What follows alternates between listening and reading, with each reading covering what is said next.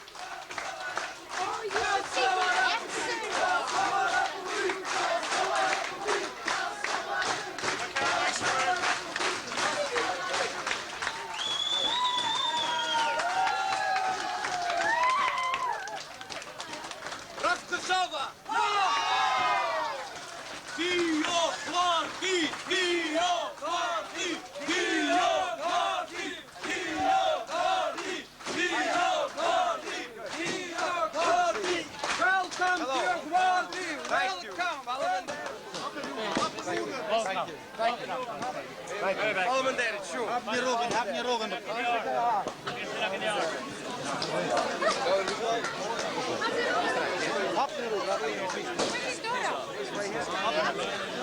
Ja, thank you. Allemaal derde. Hallo.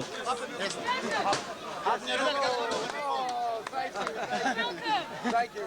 Allemaal derde. Mizarda. Verdite.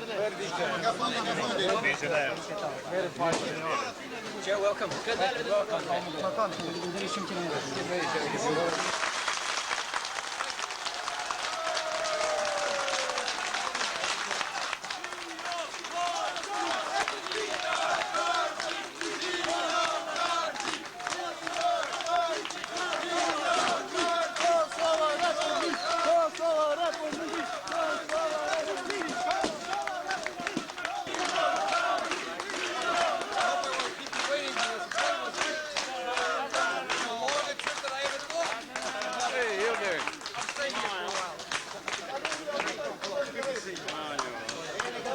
Going really well. Parliament there. Rough Kosovo!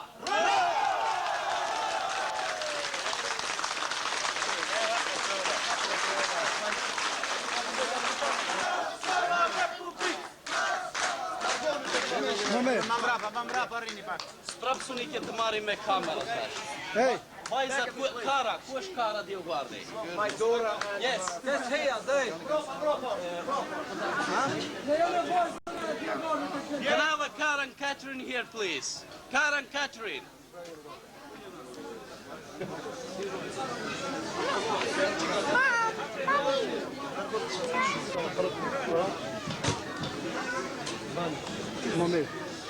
You belong here. We have all our luggage back there. Yeah, but what's off on it?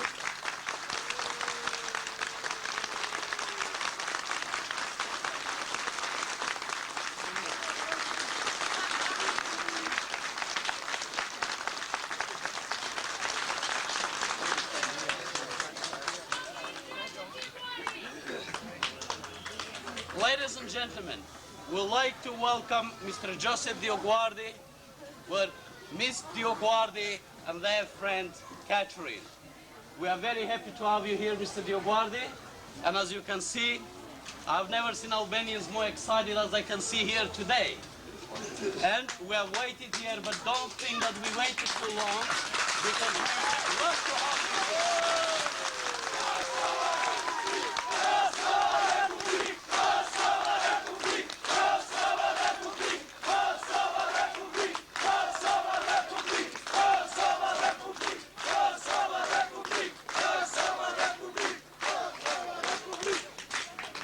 We know you must be very tired. Not when I see all these good people. Lovely. I expected that. Okay. We're not going to take too long. So if you want to say a few words, you're most welcome. Allemaal derde. Motor e vlazëm shqipta miri se ju gjeta.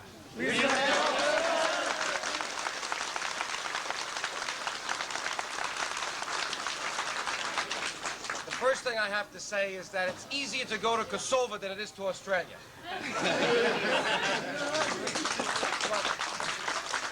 But when I heard from my good friend Max that there were so many beautiful Albanians here, I said, Max, definitely I will come this year, and this is kind of like a little dream come true that we're here. This is my daughter Kara and our good friend Catherine, and they came to be on the trip with us. We're very pleased to be here.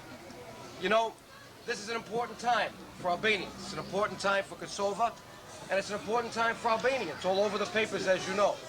I've been to Kosovo 3 times in the last 6 months, and once to Albania in the last month. So you know I have a lot to report, and hopefully that we'll be doing that maybe at a dinner or on radio. And I'm here for a week, and I'm yours for a week, and I'm...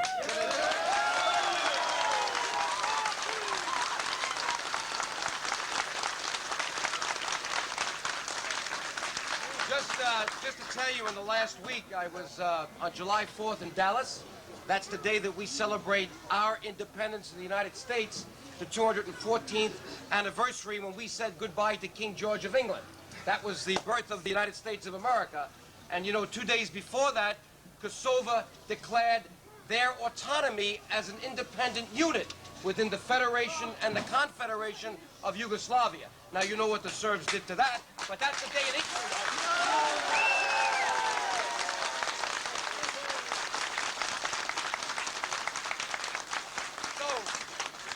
I spoke in Dallas, and there were 200 families there. It was just beautiful. And then I flew to Clearwater, Florida, where there are 400 or 500 Albanian families.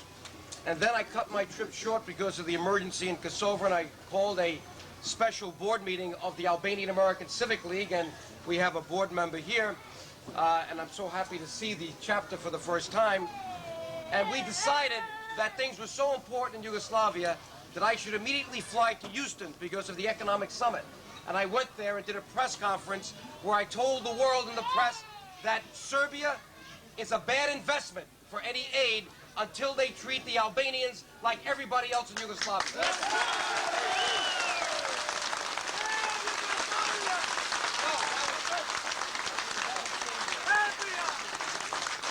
And then, you may have heard by now, we decided to do a massive rally in Washington. Did you hear that? Yes. 10,000 Albanians came, and God was on our side, Zoti, because we not only did it in front of the White House, because we wanted President Bush. He wasn't there, he was in Houston, but his people were there. We managed to get a permit on the spot. In 3 days, we got 3 permits. One in front of the White House, one to march 10,000 people down Pennsylvania Avenue to the Capitol, which is a mile away. And you can't believe the friends we have in Washington, because Senator Dole came out, Senator Pressler, Senator Pell, the chairman of the Foreign Relations Committee, all of our powerful congressmen. And you know, it's important because our power today is not within Yugoslavia. Our power is dispersed. Like the Jewish nation, we are a dispersed nation of 14 million Albanians around the world. And to save Kosovo, we have to show them that we're strong in Australia, in the United States, and around the world. And that's why I'm glad to be here, because I want to meet with your government officials too. And we are going to have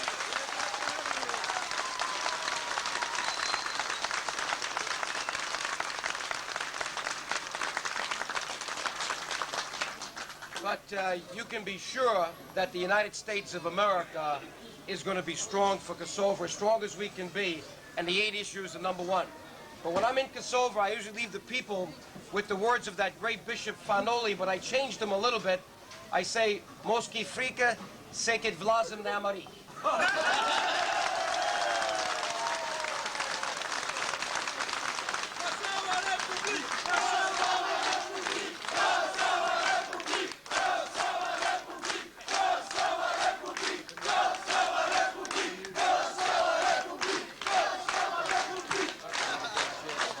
Are you proud to be Albanian? Yeah! And I'm sure you're great Australian citizens. Well, I look forward to seeing all of you tonight or during the week. It'll be my pleasure, my daughters and Catherine's, and you made us feel very good here. It's a wonderful welcome. And we Thank you. Follow me there.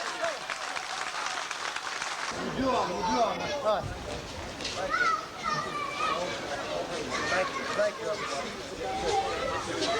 Yeah.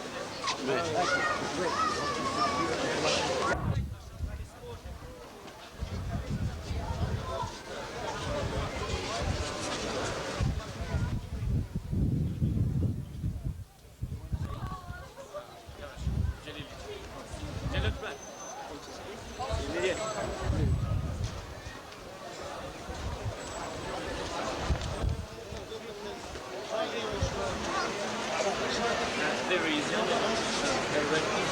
And the team jump, yeah. That's the way.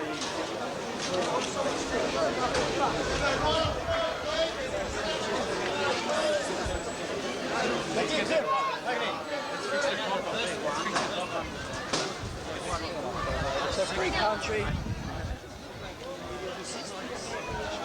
Not somewhere else.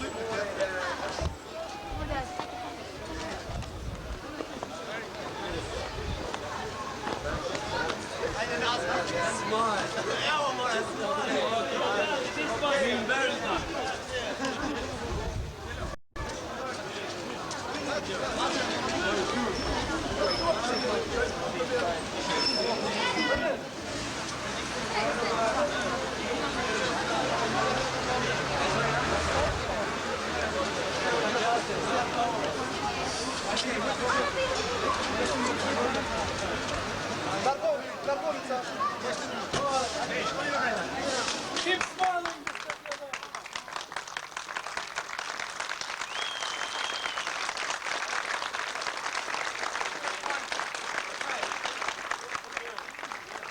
Where did they go? They're inside the car. Get them later. Let's take a picture. Yeah. Need it for our newsletter, Shaponya Shapati. Okay, now, come over here. We're going to take it with that flag there because we get a good camera. Who's got his camera? I'm over here in the front. Necmi. Okay. Necmi. Şu parksan. Keep breathing, man. Okay.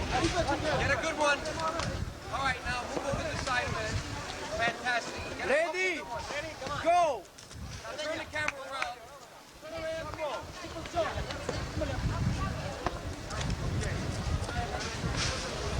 I got it. Kosova.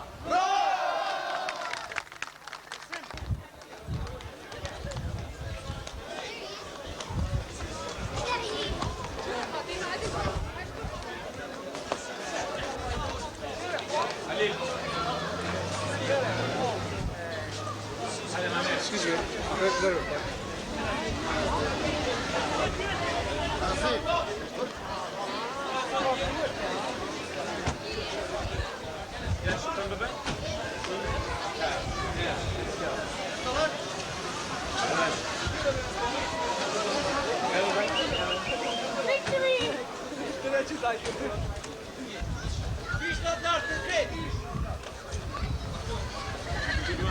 Let's go.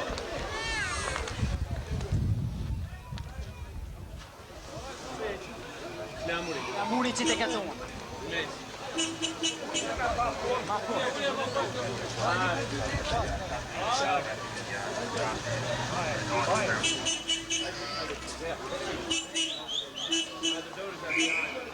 The one with the white.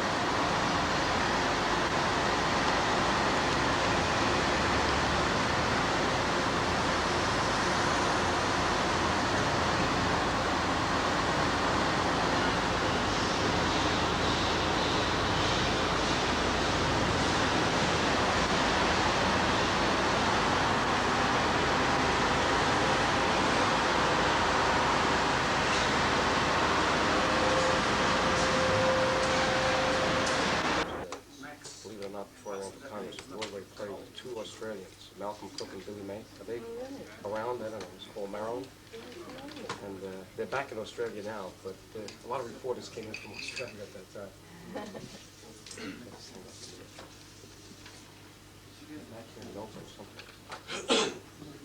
You guys fans of football? No, I don't particularly like football. Not all Australians like football. Well, you're from it. Wasn't there a big game yesterday? There's a game today too. Did I? Yeah. Is that the white ball or the red ball? Or the black and white. Black and white. Okay. It's not very cold, huh? That's all right. So we go this way. Thank you.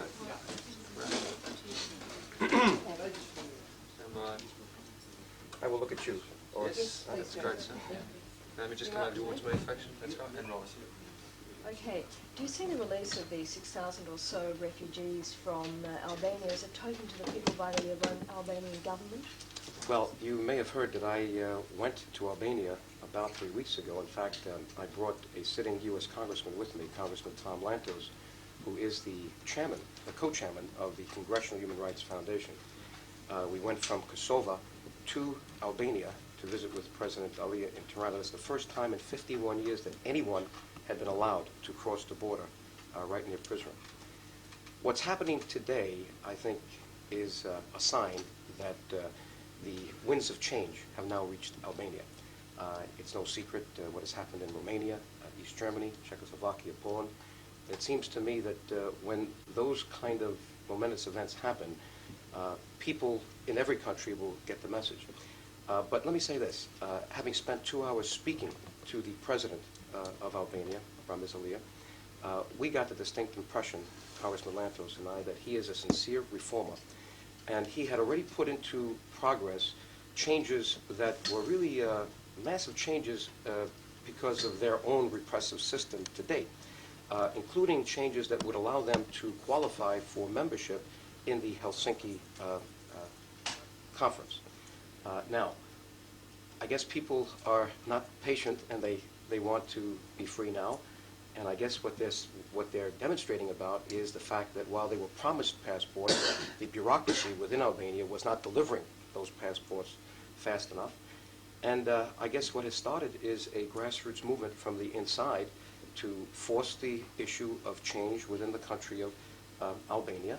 But I was told by the president himself that they mean to become a member of the European community, that they wanted diplomatic relations with the United States and England and other Western European countries, and that they would make the changes necessary to become members of the Helsinki process. But it's complicated. He said that they had 35 protocols that had to be signed to become a full member, but they were in the process of doing that. So when do you think it's likely that they might actually implement these changes?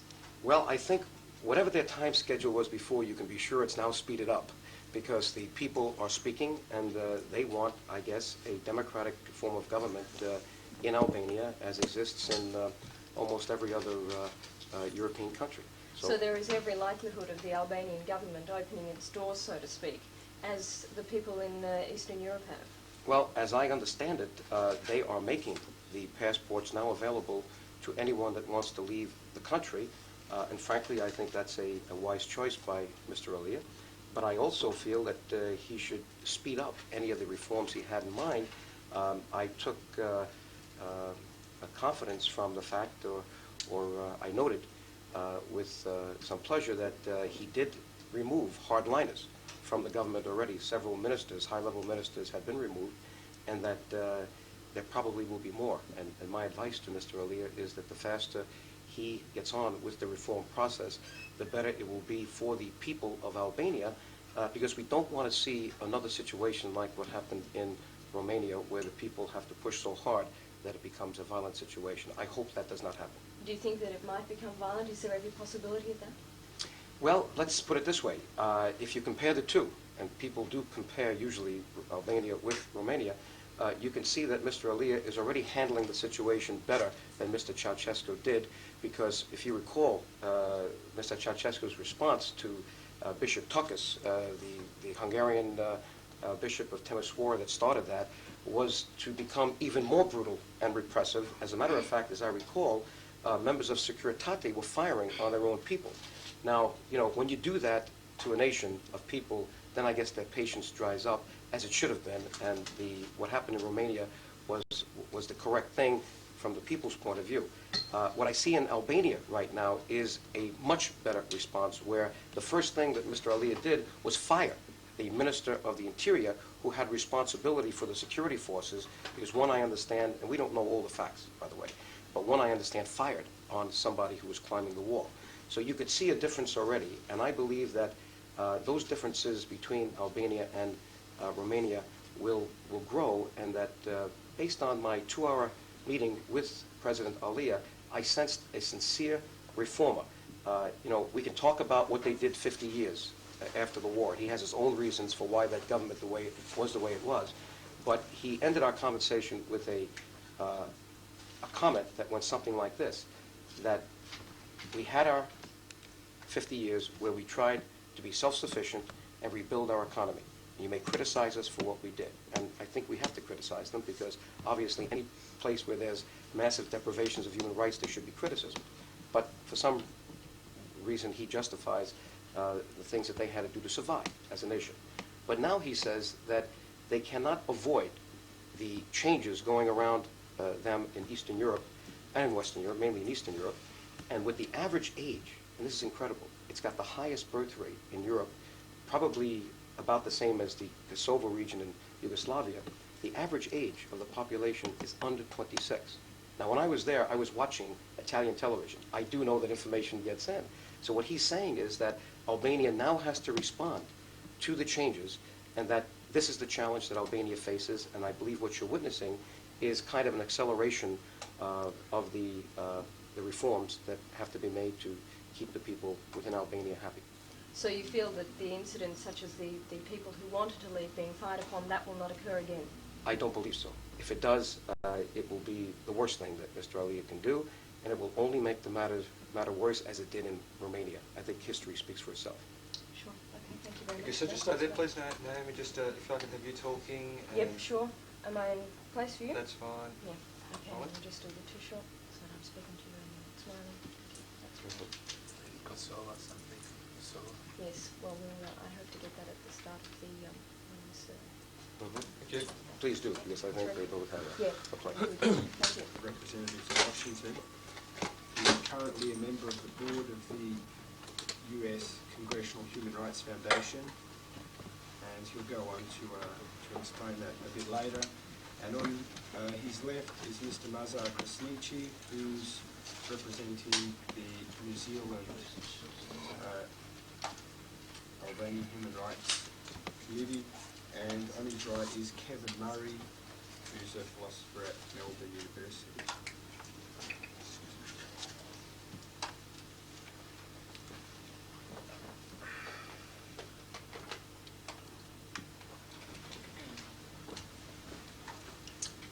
Okay, do I have the floor? Great. Thank you all for coming. I appreciate this. This is my first trip to Australia, and it's been very pleasant so far. Appreciate the hospitality of the Albanian community here and all the other people that I've met with so far, and I expect to be here about a week. I'm with my daughter Cara and her good friend Catherine, and we expect to find out a lot about Australia. I'm here in my capacity as a former congressman, as a current member of the board of the Congressional Human Rights Caucus, and as the founder and president of the Albanian American Civic League.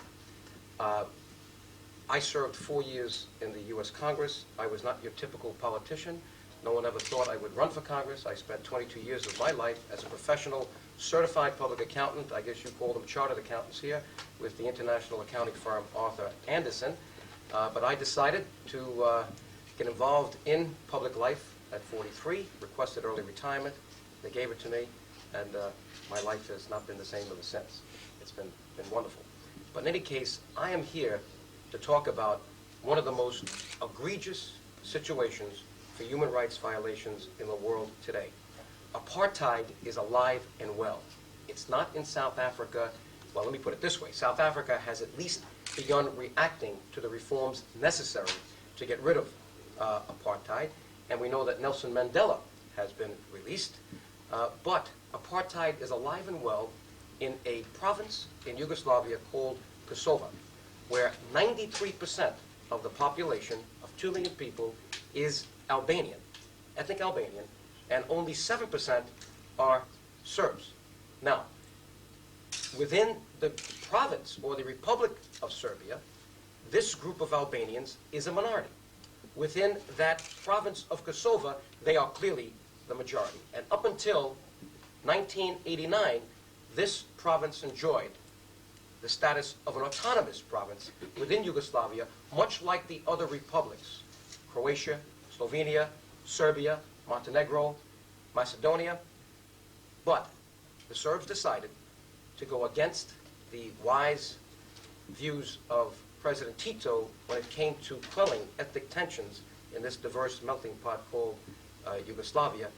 And they decided to take away their autonomy and brought back the ancient feelings of rivalry that existed between two groups, the Serbs and the Albanians. The current head of the party in Belgrade, Slobodan Milosevic, and the current president of the collective presidency of Yugoslavia are both Serbs and are both hard-line, one-party, one-man rule communists. The issue today in the province and in Serbia, as a matter of fact, the issue in Yugoslavia, because look what's happening with Slovenia and Croatia that just had multi-party elections, and they opted for democracy. The issue is that the Serbs want to keep their hardline, non-pluralistic political view, and this is what's creating the tensions in Kosovo, because the Albanians would like to see a democratic system. Their leader, Dr. Ibrahim Rugova, I refer to him as the Havel of Yugoslavia, or at least the Havel of Kosovo, because he's a writer. He has signed up 700,000 people of the 2 million people to an alternative party called the Democratic Alliance. The Serbs will not allow him to legalize that party because they say under their communistic system you can't have more than one party, the Communist Party. So this is creating added tensions. But the issue today, and don't let anybody fool you, is not an issue that is anything more difficult to comprehend than the fact that you have Albanians that want pluralism and the Serbian authorities. I'm not saying the Serbian people, because you may have noticed in the papers 2 weeks ago, 40,000 Serbs got on the streets of Belgrade saying to Mr. Milosevic they would like to see reforms and they want to get away from communism. So it's the Serbian authorities, much like the nomenklatura in Russia that finally now is giving in because of the power of Mr. Gorbachev. They are trying to resist this change, and they're using every trick in the book to disguise what is going on in Kosovo today. They call the Albanians fundamentalists. Now, we know that the Albanian population in Kosovo, in majority, are Muslims, but they're not fundamentalists. If they were, what would 1,500,000 Christian Slovenes be doing supporting them? And that is the case. So that's a lie. They call them terrorists. These are the Serbian authorities and the Serbian propaganda machine. That can't be the case either, because since the changes in 1989, even by their own account, 73 Albanians have been killed, no Serbs. How could they be terrorists if no Serbs have been killed, but at least 73 Albanians? So the last issue they have with their massive propaganda machine is that the Albanians are separatists, and if you give them autonomous status or give them a republic, they will now go to Albania. Well, that doesn't, logic does not justify that either, because obviously they're not going to go to another regime that is also at this point a communist regime. So I'm here to say that the situation in Kosovo is nothing more, nothing less than people looking for their self-determination, their right of self-governance, and treatment as an equal unit. And on July 2nd, 1990, the Kosovo Assembly, they were locked out of their own chamber. They had to do this in the lobby. 114 of 118 members voted, declared themselves as an autonomous unit within, I said, within the Federation and Confederation of Yugoslavia. No hint, no suggestion, no thought that they would ever become anything else but equal citizens of the Federation and Confederation of Yugoslavia.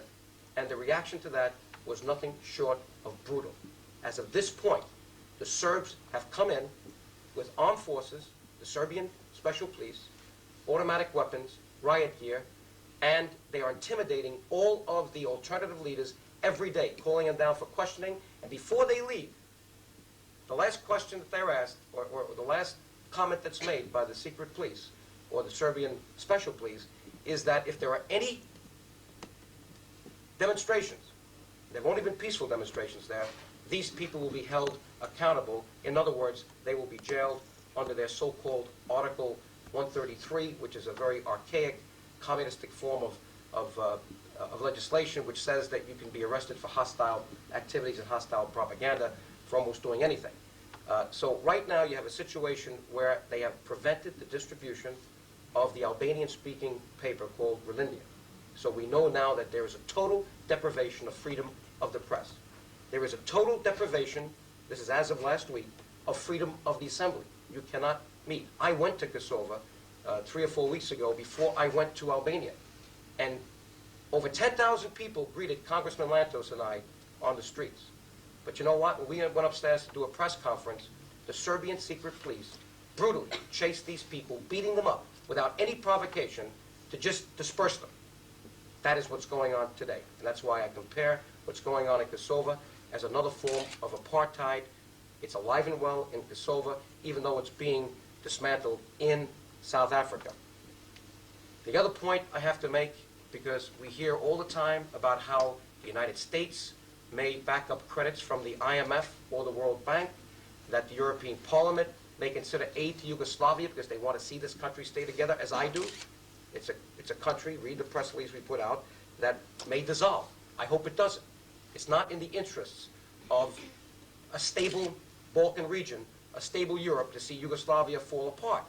But if it does, it's not because of Kosovo. It's going to be because the Serbs are not looking at what's happening in other large republics within the country, such as Slovenia and Croatia, and even now movements in Bosnia-Herzegovina and some of the others for pluralism. That is what's creating additional tensions.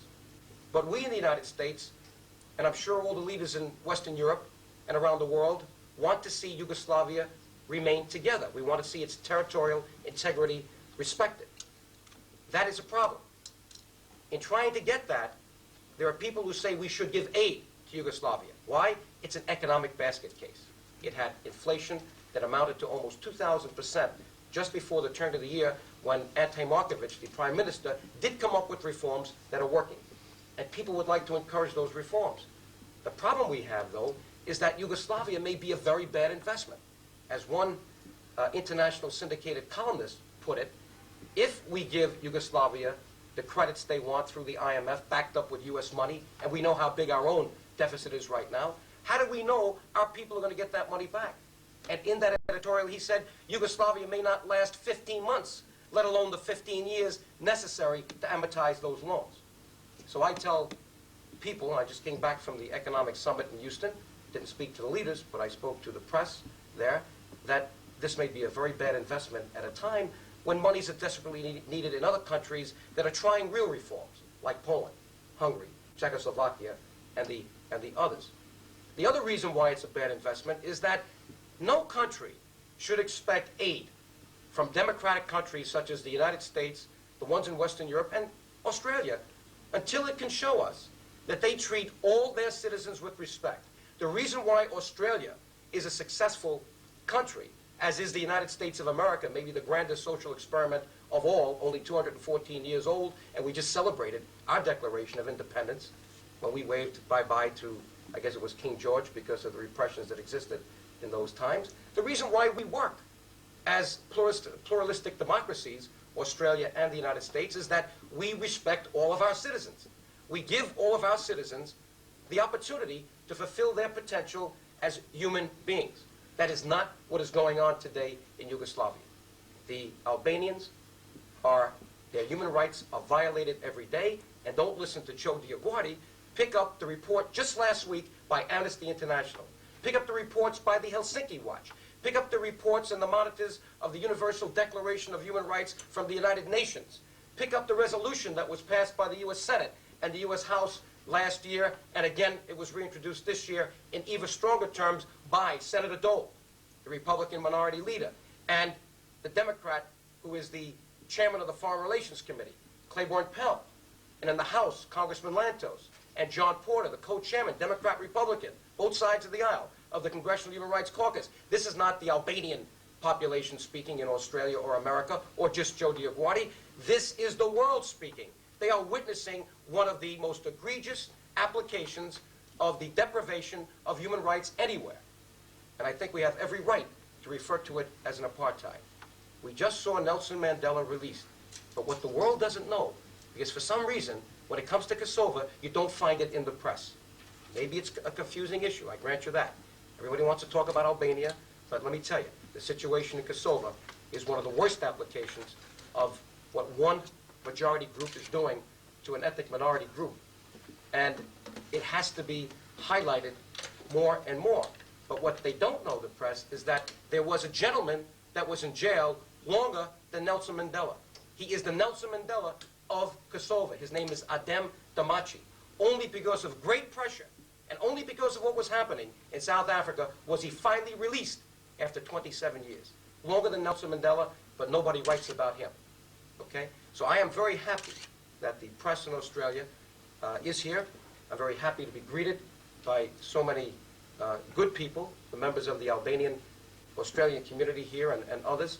And I hope that this issue finally takes its place where it belongs as one of the most heinous examples of man's inhumanity to man. And I'll end by saying what one great American said, I believe it was Martin Luther King. He said that if there is injustice anywhere, then justice is threatened everywhere. So that the world is not a safe place until all despots, all dictatorships, and all egregious situations involving human rights, man's humanity against man, are eliminated. And that's the reason I'm here today. Thank you very much, and I'll take any questions you may have. In what tangible ways are human rights? Paper in Albanian to that 2 million population of Albanians called Berlindia. There is no right of assembly. I was going to mention this, but since you've raised it, I'm now going to show you, they say a picture is worth 1,000 words. When I was there in Kosovo, an Albanian mother came to me and gave me these pictures. I've had them blown up, and I brought these several weeks ago to Copenhagen, because what I did is I went to meet some of the delegations, including our own ambassador, Max Kampelman, to be sure that the issue of Kosovo was raised. Now, this young man, 22, was in the Yugoslav army. He was in Zagreb, Croatia, and if you read the reports from the Serbian doctors, here they are. Mother gave them to me. I had them translated. They're in Serbian. He supposedly, while he was on the rifle range, turned the automatic weapon on himself.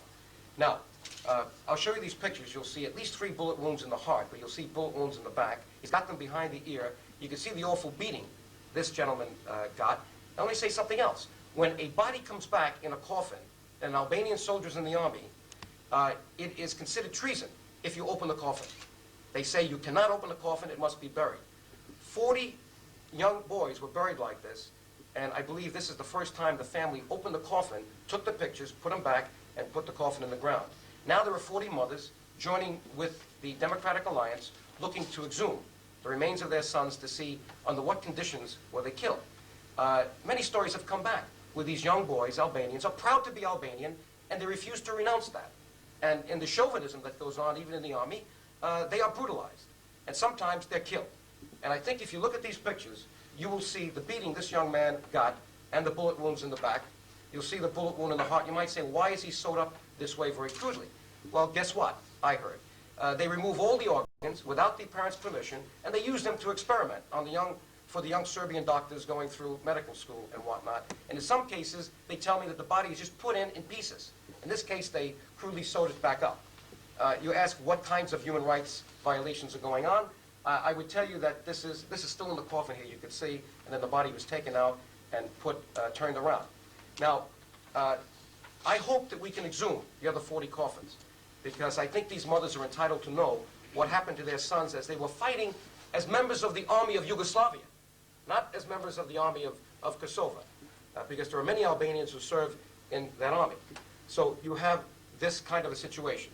You have the situation where the strikes after 1989 caused the leader of Kosovo, Azem Vlasi, to be arrested. He was only recently released under great pressure. In fact, he was put on trial, again, under the so-called Article 133 for hostile activities and propaganda. Again, all of his human rights were deprived. He was detained for months and months and months in jail. And he didn't even have the right kind of legal representation, and people had to arrange for that to be had as well. I can go through a whole list of things, but you have a group in Kosovo called the Committee for the Defense of Human Rights, headed by a Dr. Zakaria Sana. We had a congressional hearing where we invited the Congressional Human Rights Caucus, made up of 200 Republican and Democratic members, invited the people from Kosovo, all the leaders, to testify. But we wanted especially Dr. Sana. Ibrahim Rugova did come, the head of the Democratic Alliance. Well, Dr. Sana is so effective and so outspoken, they denied him his passport. in spite of an official invitation by the U.S. Congress, till today, he has not given his passport to leave Yugoslavia. The same I might say with Adem Domaci, who was released after 27 years. We're trying to get him here. He cannot get a passport. So I can go through a whole litany of violations, but let me tell you that you'd have to look hard and long for any other country where a minority group is as victimized as the Albanian population is in Kosovo today. If there are reforms in Albania, do you see maybe an exodus to Albania from Kosovo? Well, that's an interesting question. You know, they're very close. So this region was all part of the same country at one point. I would say that it's hard to speculate what's going to go on. The issue in Albania is totally separate from the issue in Kosovo today. In Albania, you're talking about a country that's going through its own internal problems, as did Romania. But at least we see some good signs. I was there on the trip a few weeks ago.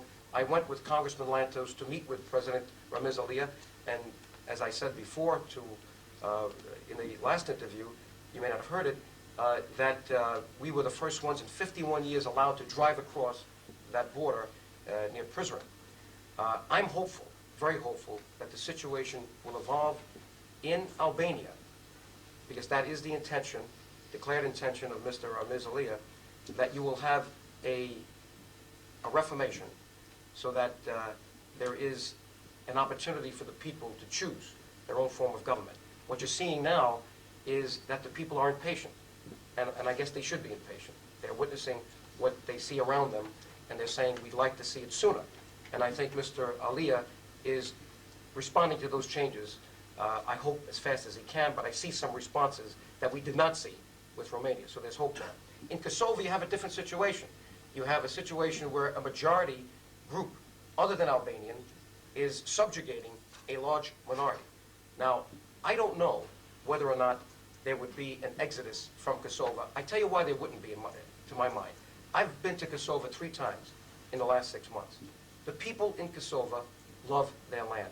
They are attached to their land, like they're attached to the language. The world doesn't know about Albanians. The people in Kosovo today in Albania are the remnants of the great Illyrian Empire. Their language is 6,000 years old. It preceded the Etruscans, the Latins, the Greeks, and the Romans. In fact, there are words in those languages taken from the Albanian. But since the Albanians didn't write their history as well as the Greeks, and much of the Albanian history, in fact, is written in Greek, because their alphabet was only perfected in the 15th century, when we see the first writings, much of Albanian history is confused. And we hope at some point that the world takes note of that, and it's changed. But these people are different than the Serbs. The Serbs have a Cyrillic alphabet. They have a Latin alphabet. The Serbs are mainly Christians. These people are mainly Muslims in that area, but religion is not an issue. The Serbs, at least the Serbian authorities, want communism. They want democracy. The languages are totally different. One is a Slavic group. This was the creation of the South Slavic state in 1918 because of the machinations of the Russian Empire. They created a state for their South Slavic cousins called Yugoslavia. Yugo meaning South Slavia, okay? And somehow they took half of Albania at that point and put it there, because Kosovo was part of the country of Albania from 1912 to 1918. This is what has created those problems.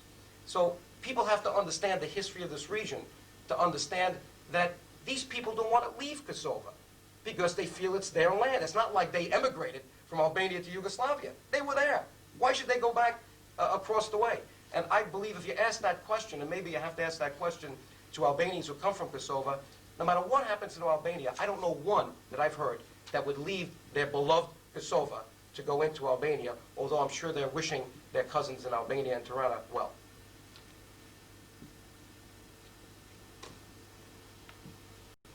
Any other questions?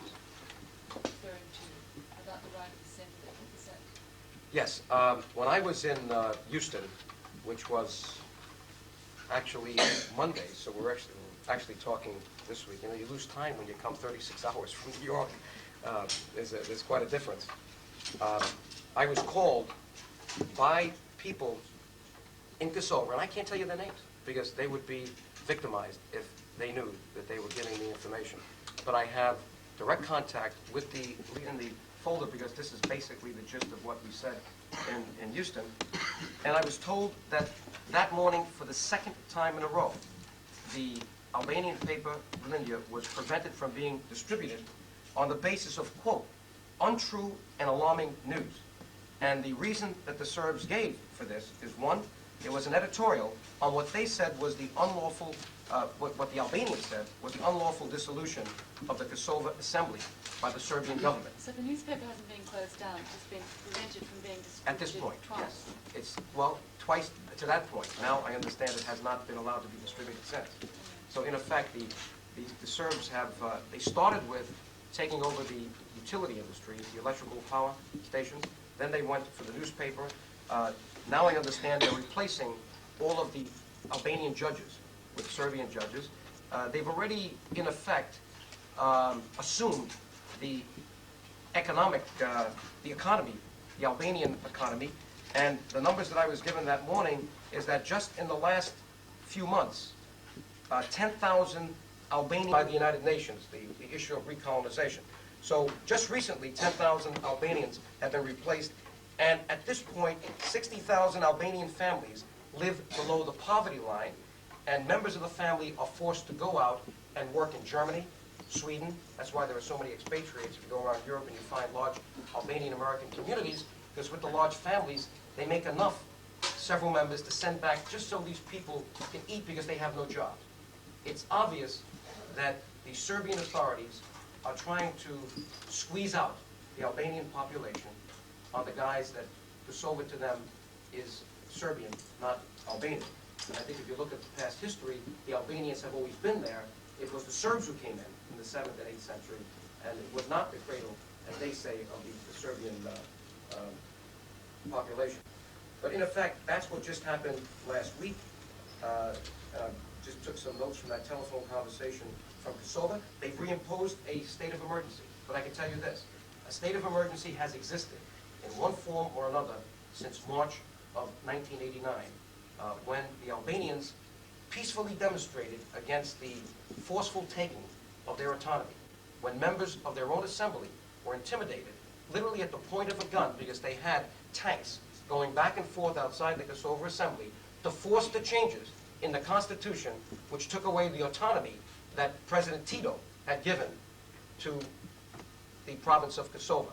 Same thing, I might add, with the Hungarian province of Vojvodina in the northern part of the Serbian Republic. And now the assembly doesn't. The Serbs gave for this is, one, there was an editorial on what they said was the unlawful, what the Albanians said was the unlawful dissolution of the Kosovo Assembly by the Serbian government. So the newspaper hasn't been closed down, it's just been prevented from being distributed At this point, twice. yes. It's, well, twice to that point. Now I understand it has not been allowed to be distributed since. So in effect, the Serbs have, they started with taking over the utility industry, the electrical power, with Serbian judges. They've already, in effect, assumed the economy, the Albanian economy, and the numbers that I was given that morning is that just in the last few months, 10,000 Albanians by the United Nations, the issue of recolonization. So just recently, 10,000 Albanians have been replaced, and at this point, 60,000 Albanian families live below the poverty line, and members of the family are forced to go out and work in Germany, Sweden. That's why there are so many expatriates. If you go around Europe and you find large Albanian American communities, because with the large families, they make enough, several members, to send back just so these people can eat because they have no job. It's obvious that the Serbian authorities are trying to squeeze out the Albanian population on the guise that Kosovo to them is Serbian, not Albanian. And I think if you look at the past history, the Albanians have always been there. It was the Serbs who came in the 7th and 8th century, and it was not the cradle, as they say, of the Serbian population. But in effect, that's what just happened last week. Just took some notes from that telephone conversation from Kosovo. They've reimposed a state of emergency. But I can tell you this, a state of emergency has existed in one form or another since March of 1989, when the Albanians peacefully demonstrated against the forceful taking of their autonomy, when members of their own assembly were intimidated, literally at the point of a gun, because they had tanks going back and forth outside the Kosovo Assembly to force the changes in the Constitution which took away the autonomy that President Tito had given to the province of Kosovo. Same thing, I might add, with the Hungarian province of Vojvodina in the northern part of the Serbian Republic. And now the assembly doesn't meet, is that what you're saying, since last week? Yes, it's now illegal for the Kosovo Assembly to meet. In effect, there is no longer a local form of government, and all government functions, all economic functions, all press functions have now been taken over by the Serbian authorities. So you have 2 million Albanians who are now totally disenfranchised as an ethnic group. And again, just look at what Amnesty International has just put out in the last few days. I don't have that report with me. It was just told to me before I came here. I didn't have a chance to get it. But you may want to get a copy of that report, Max and Caesar, and distribute it to the press here. And other reports from Helsinki Watch and the United Nations Special Rapporteur, because I went there in March. Let me give you a situation. I was asked to go to eulogize an Albanian civil rights activist, Enver Hadre, who was shot on the streets of Brussels, assassinated.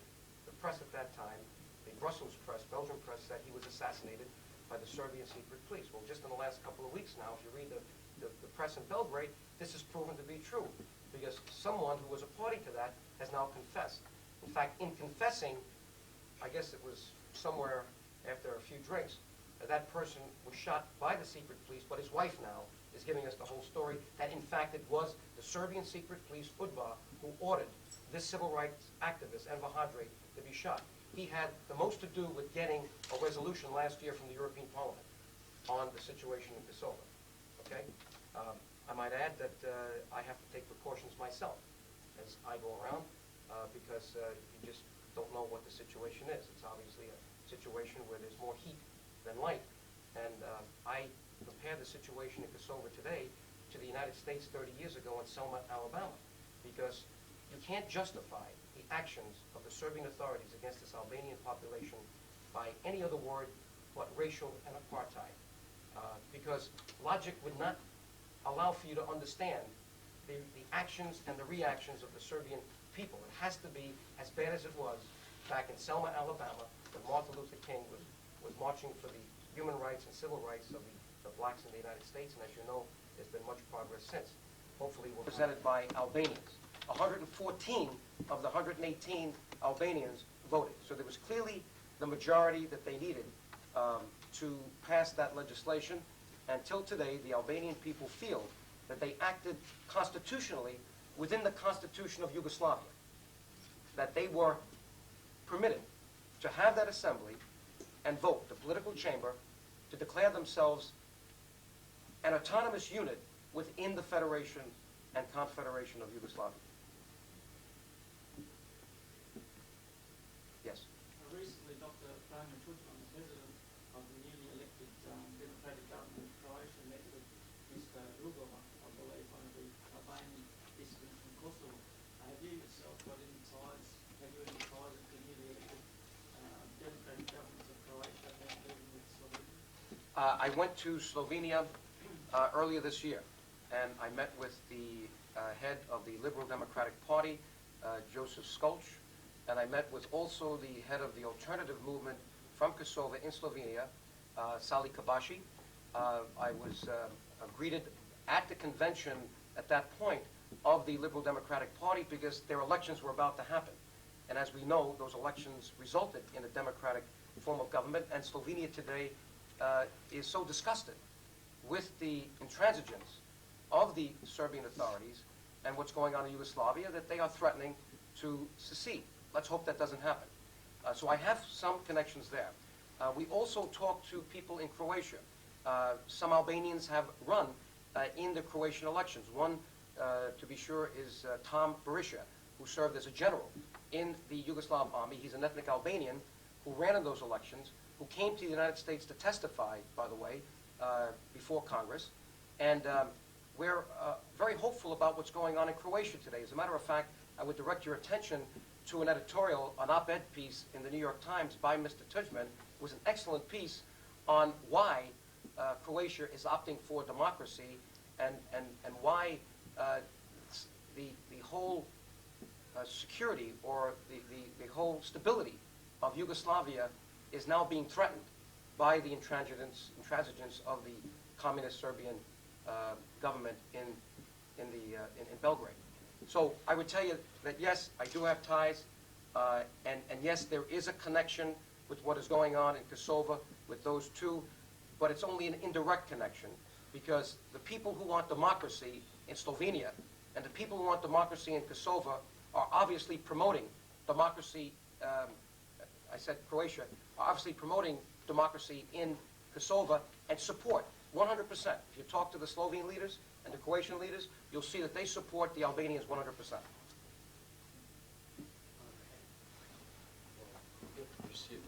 Very large ethnic Albanian population in Australia.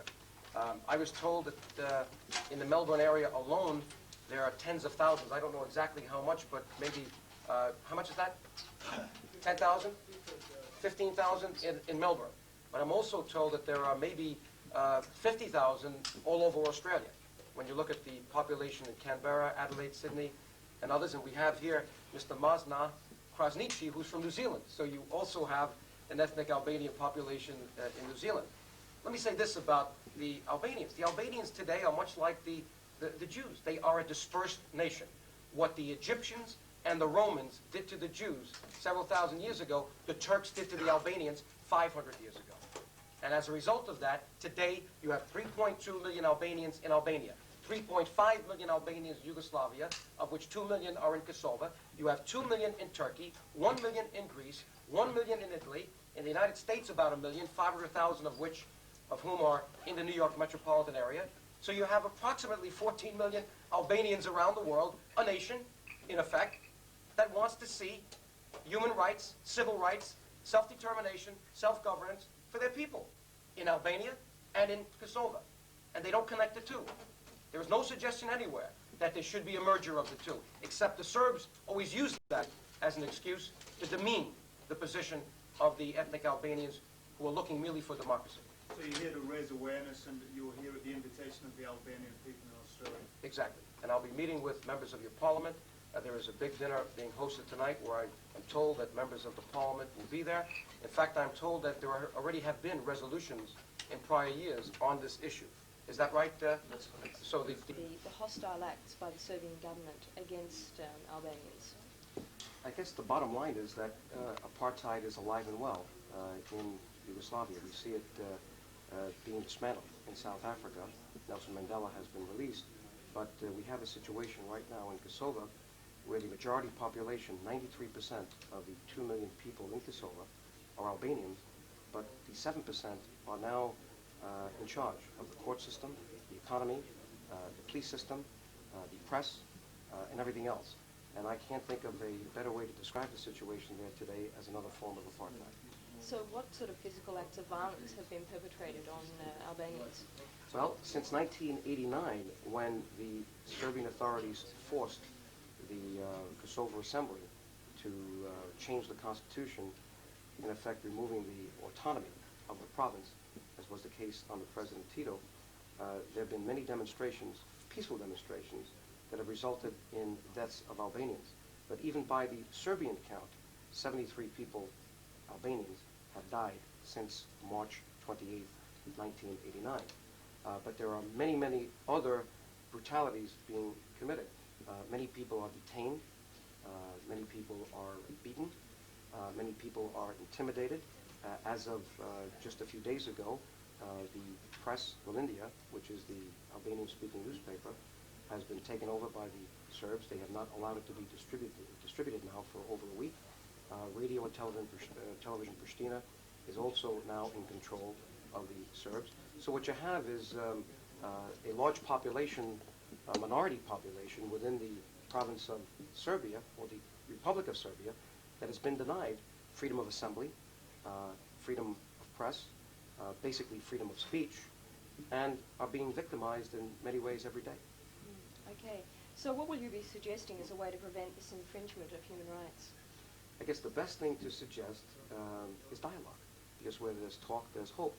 But there's been Has there been no dialogue? There's been no dialogue. In fact, when the Congressional Committee went to visit Kosovo last summer, this is Congressman Steny Hoyer, and even more recently another group went, they had a meeting with both sides. And Congressman Hoyer remarked then in the press and told me when I met him in Denmark at the Copenhagen-Helsinki meetings that he was depressed and shocked when he asked the Serbian puppet leader, Raman Morina, who at this table would you like to speak to? Because I see here Albanians who would like to talk. Dr. Ibrahim Rugova was one, Dr. Zakari Itsana, these are the heads of the human rights and alternative movements. And he could not find anyone to speak with. In effect, that is the position taken by the Serbian government, that there is no room for dialogue. And that to me is totally wrong. The Albanians are peaceful. All they want is their right of self-determination, and I think they deserve to talk to the Serbian authorities to resolve these differences. Okay, so could you also tell me, just to go off on a tangent a bit, the gentleman who has allegedly been in jail longer than Nelson Mandela, what proof is there of that? Well, I guess we'd have to go back into the files. His story has been covered in Europe many times. It's not a story that's covered here, I guess, or in the United States. But Adem Demaci was arrested, I guess, for the first time in the early 50s. He was arrested on 3 different occasions, and he refused to recant, even though he was released on 2 occasions, and he was...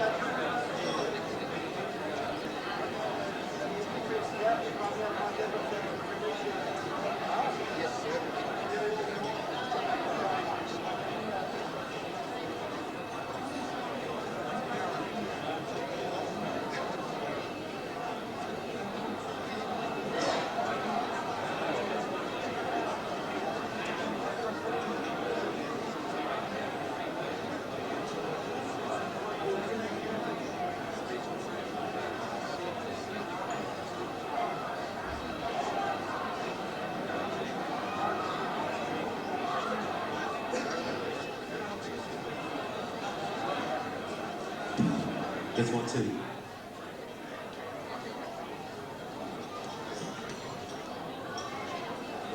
Ladies and gentlemen, honoured guests, we welcome you here this evening on behalf of the Australian Albanian community. We are gathered here to celebrate with the arrival of our honourable guest from the United States, the Honourable Joseph J. DioGuardi, the 100th anniversary of the arrival of the first Albanian into Australia.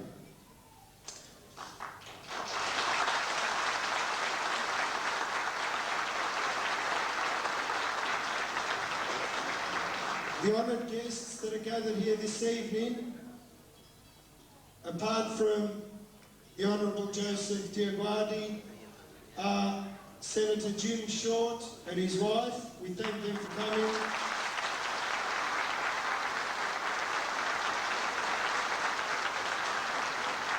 Who's representing the Federal Liberal Party. And seated next to him is Mr. Harry Jenkins, representing the Federal Labor Party.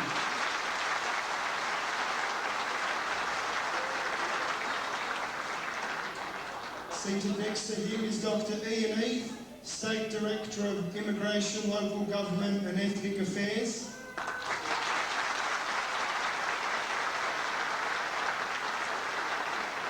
Seated next to him is Mr. Kevin Murray, philosopher at Melbourne University.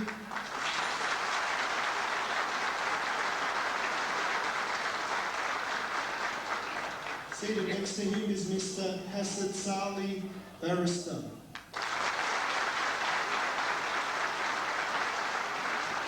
On my left, I have Mr. DioGuardi's daughter, Cara. And over to the left, I have the Honourable George Cox, representing the State Liberal Party.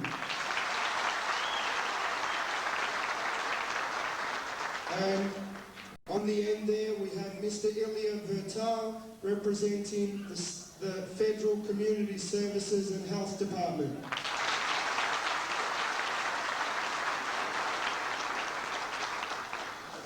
Apart from the official guests, we also have many Albanians who have come from different parts of Australia and some from even outside of Australia. Seated on my right is Mr. Mazar Krasnici, representing the New Zealand Albanians.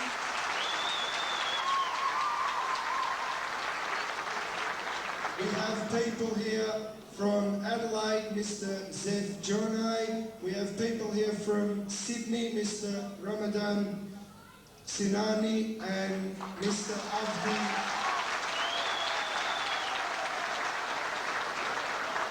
Elshani, and we have people here from Perth and Brisbane.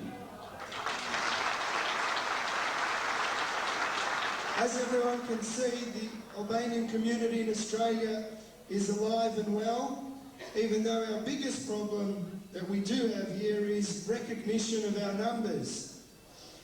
We estimate that there are in excess of 20,000 Australians of Albanian origin, yet census figures say there are only 2,000. But the number of Albanians from Australia is surely grossly underrepresented, and this is because it doesn't include the majority Albanians here who are from the regions of Yugoslavia.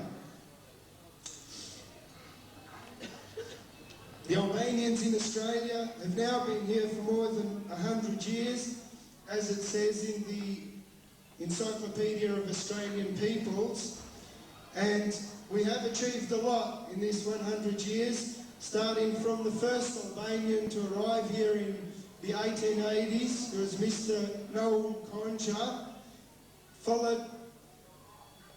Following Mr. Concha, we had the first group of Albanians, about 1,000 or so, who arrived in the 1920s. They arrived in the Cairns district, North Queensland. They arrived in Brisbane, and they arrived in Fremantle in Western Australia. Most of the early Albanians were farmers, as they had been back in Albania, and therefore they settled for tobacco farming, sugarcane and cotton farming. as well as agriculture. After that, during the 1930s, we had many Albanians who settled in Victoria in the district of Shepparton, and they all settled in mainly fruit farms as they had worked similarly with agriculture in Albania. After that, the main contingent of Albanians in Australia, who we estimate to be at 15 to 20,000, came from the various regions of Yugoslavia. This was in the period of the 1960s, 70s and 80s. Albanians in Australia have contributed significantly to Australian society. There are several Albanians in Australia who have distinguished themselves both here and overseas. Just to mention a couple, we have Professor Avni Sali, who's internationally recognised in the medical fraternity for his work. We have Mr. Alex Buzo, a resident of Sydney, who's one of the most famous Australian playwrights. Then, more importantly, or just as importantly, we have hundreds of Albanians who have not been prominent publicly, but contributed to building this great multicultural country of ours. Albanians are hard-working, sincere people who take pride in keeping their word. There are many Albanian guests here tonight who have businesses which employ thousands of Australian people. Just as an example, the reception centre here is owned by Albanians and they employ several hundred. These are the commendable traits of our community which sadly are not being recognised by our governments and associated administrations. As George Bush said recently last year, the Albanians are a proud and brave people whose rights must be protected. Therefore,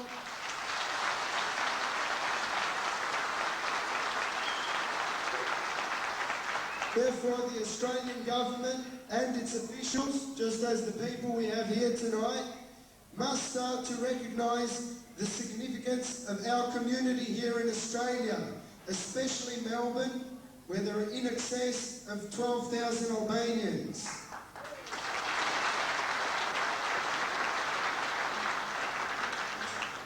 But we're not going to rely only upon the government.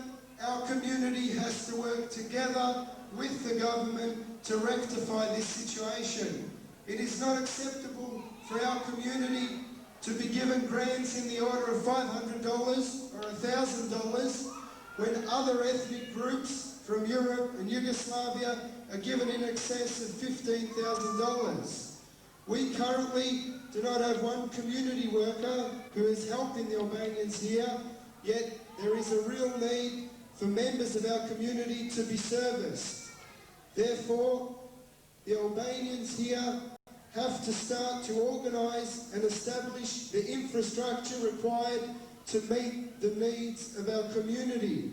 And I hope that the Albanian community in Australia will progress forward with the help and assistance from both governmental bodies and other organisations.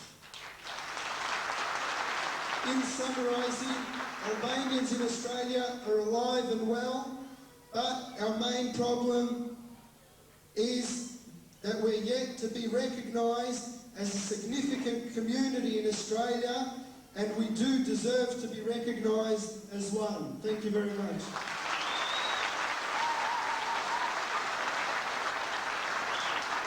I'll now call upon the Honourable Joseph J. DioGuardi to say a few words and get the night on a start.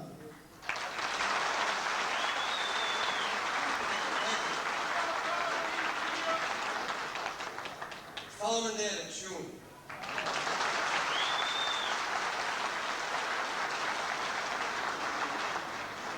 Motra e vllazën shqiptar miri se ju gjeta.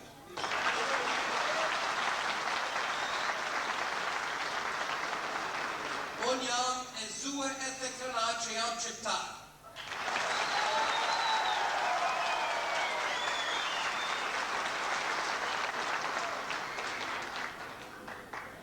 I am really proud as I traveled around the world to see such wonderful communities of Albanians who have become full partners in the various countries where they are. Australia is a great place, much like the United States of America, because it is allowing you to fulfill your potential as human beings with your families, to be who you want to be strong, but to be you, to be culturally Albanian, yet to be proud to be Australian, so that you create a stronger.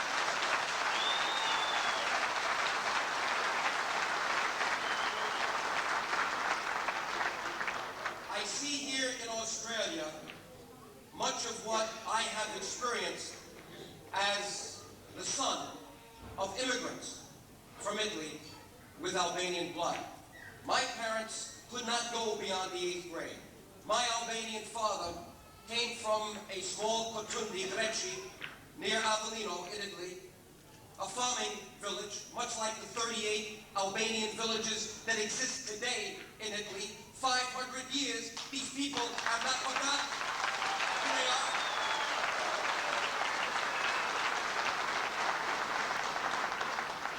They came to America looking for opportunity because the Great Depression in 1929 obviously affected Italy as well. And my father came here, or in America, looking for a job at the age of 15.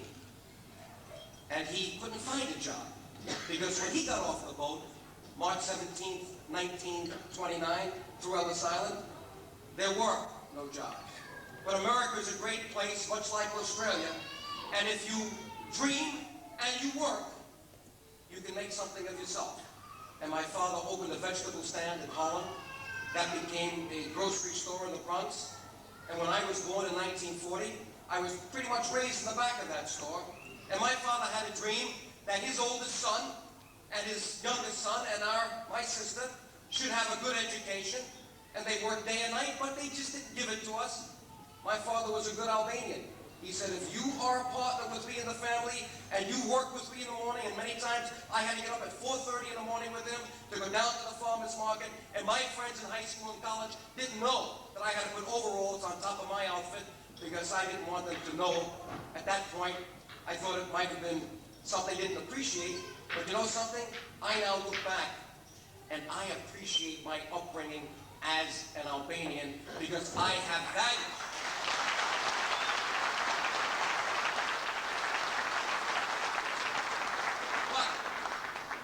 Let's not just talk about my family, because my family is just one example of what all Albanians are doing around the world. They are working hard. They have a vision for what they want to be and what their families should be, and they are willing to make the country that they reside in stronger because they understand that is the way they fulfill themselves economically, politically, and certainly culturally. And I'm happy to see that you are alive and well in Australia today.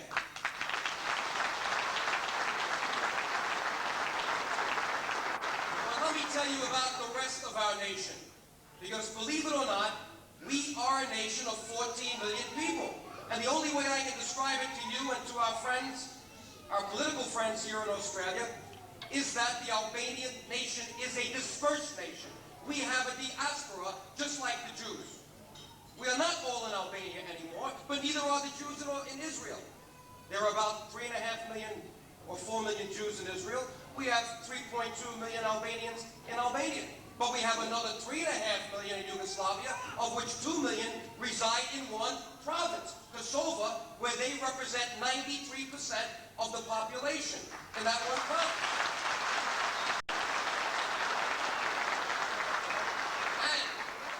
We've got 2 million in Turkey, we've got 1 million in Greece, we've got 1 million in Italy, and we've got probably 1 million in America when you consider the Bresch. And when I go around Europe, I see 200,000 in Germany, I see 100,000 in Switzerland. We are dispersed. And when you're dispersed as we are, you can be easily victimized by the majorities in all those countries. But thank God this is a new age, And we do have the United Nations with Universal Declaration of Human Rights, and we do have Helsinki and Amnesty International and the European Parliament and the European Commission and the United States Congress and the Australian Parliament, because I know you did have a resolution here, because you are watchdogs to be sure that those majorities treat those ethnic minorities as partners with them in those countries. And that's important.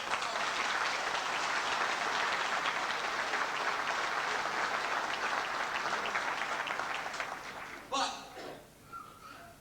the problem that we have today, the Albanian nation, is in Yugoslavia.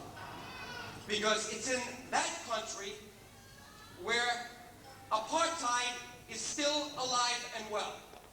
Apartheid is being dismantled in South Africa, and yet you have 7% of the population of a province, Kosovo, that now controls, as of last week, they prevented the press from being distributed, the Albanian speaking paper, and the Serbs now have full control of the police, the political. They disbanded the Kosovo Assembly, as you know, once they declared themselves on July 2nd as a autonomous unit within the Federation and Confederation of Yugoslavia. You didn't see them say they wanted to join another country.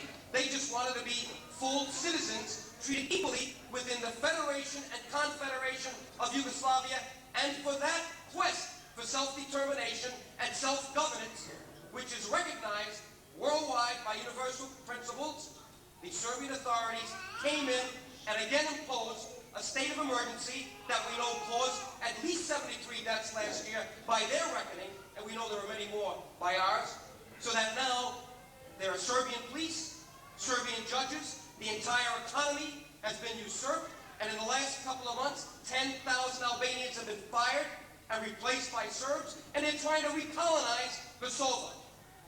That is wrong. We know that.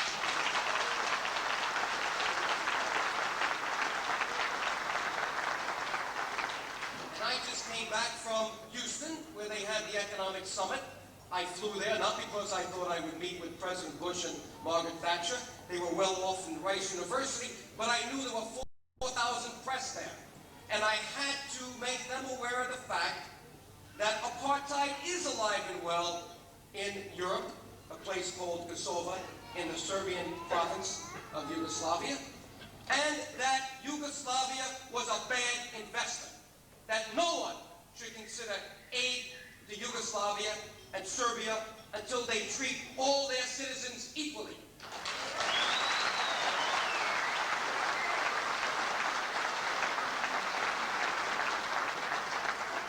And it's just not Albanians speaking, my friends. It's Slovenes who had elections a few months ago, and guess what? They discarded communism. And it's Croatians who had elections just weeks ago, and guess what? They discarded communism. And now the Bosnians and the Herzegovinians are getting the message, and they are talking about a pluralistic republic. And we know that Ibrahim Rugova, bless his soul, the head of the Democratic Alliance in Kosovo, has registered 700,000 people out of 2 million people in his Democratic Alliance, but the Serbs won't allow him to make it a legal party at this point. Isn't that nonsense?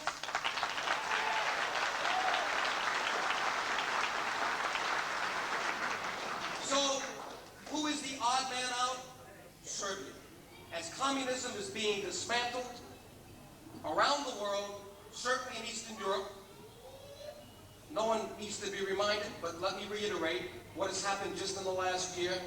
We saw it start with perestroika and glasnost in the Soviet Union, and then we saw what happened in East Germany, Poland, Czechoslovakia, Bulgaria even, Romania. Look what's happening.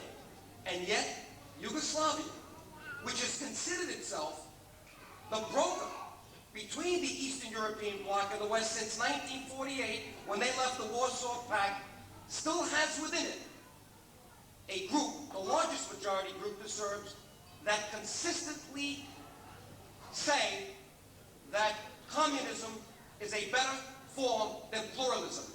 In fact, the collective presidency of Yugoslavia that rotates, coincidentally, rotated this year to a Serb, Mr. Jovic. And did you see what he had the nerve to say with his inaugural address?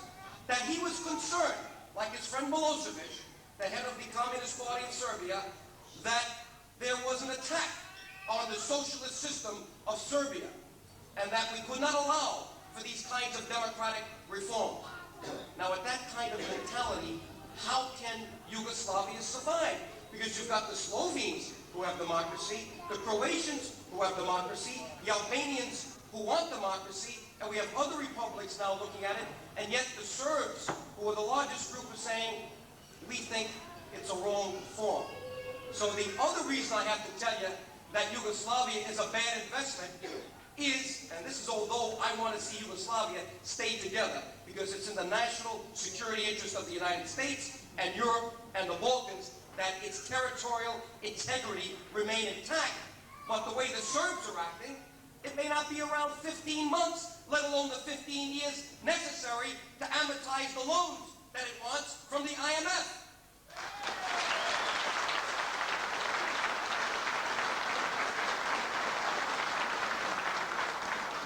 As I said, it's not just the Albanians that are speaking. Let me give you some good news. I understand that on Friday, the European Parliament passed a tough declaration in the form of a resolution against the Serbs, so that now we have again another tough resolution from the European Parliament. You can be sure that we're working very hard with our good friends Senator Dole and Senator Pell in the U.S. Senate, and Congressman Lantos and Congressman Porter and Gilman, Democrats and Republicans, in the U.S. House, so that we have another resolution passing both houses of our Congress this year. And we're not going to stop. 3 weeks ago, I went to Helsinki, in Copenhagen, where the Helsinki Commission was meeting, in order to present our case. And I was very happy to see that our ambassador, Max Kampelman, mentioned Kosovo before he mentioned Lithuania. So finally, our own State Department is beginning to get the message. And I will, while I'm here,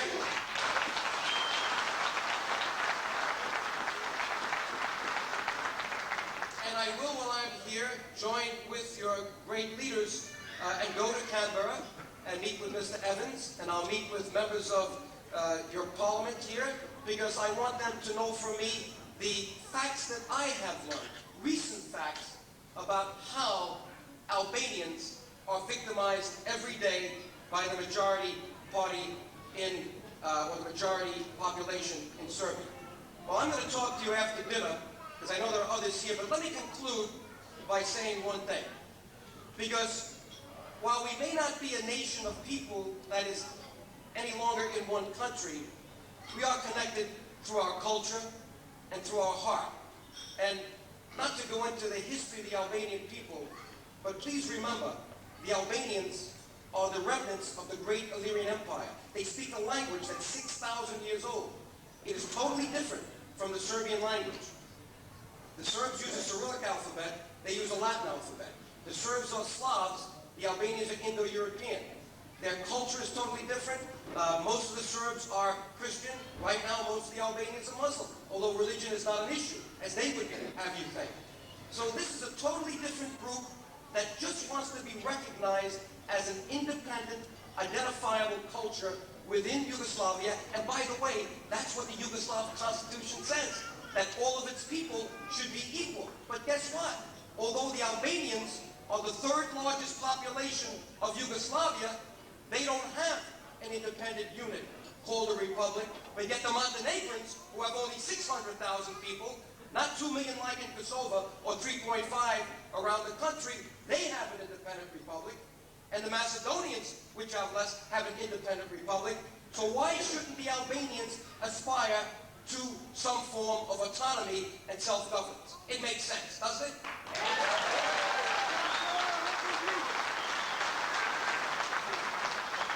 So, let me just leave you with what I even told Ramiz Ali, that we're all proud to be Albanian. And I look at our Albanian nation today that is dispersed, like the human body, and I say that our head is the country of Albania. Why? Because where would Jews be without Israel? Where would Albanians be without a country called Albania? You may not like the form of government right now, but, and you know, sometimes your head has a headache and you got to take an aspirin, and maybe that's what's going on today in Albania, but nevertheless, no matter what happens, let's hope the changes in Albania come from within, not from without, because we want to see that nation survive. Yeah. Now, the heart of our people, you know where that heart is? The heart of our people are the Abreshnitli, the Arbroi in Greece, the Arnaut in Turkey, the Albanians in Australia, the Albanians in the United States, all over the world who have not forgotten their Albanian people, who are proud to be Albanian like you. You are the heart of that nation. But I saved the best to last. Heart Zemuna. You know where the spirit, Spirti, the soul of our nation is? In Kosovo!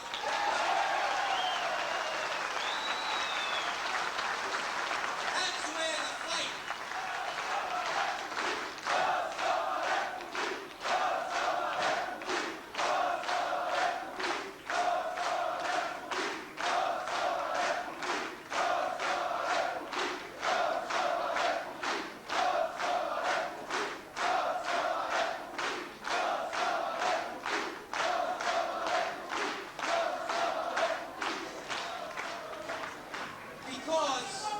Because, let's not forget where the independence of the Albanian state came from in 1912. It came from those people in Kosovo who fought. It came from the League of Prizren. You remember that? And that's why, when I decided to visit Ramiz Alia in Albania, I said if I'm going to go to Albania, I have to drive from Pristina, through Jakova, through Prizren, across that border. No one has gone in 51 years with Congressman Lantos, because I wanted the Kosovars to know, well, I want to see Albania improve. We cannot forget Kosovo, because that's where our fight for independence has been from the beginning.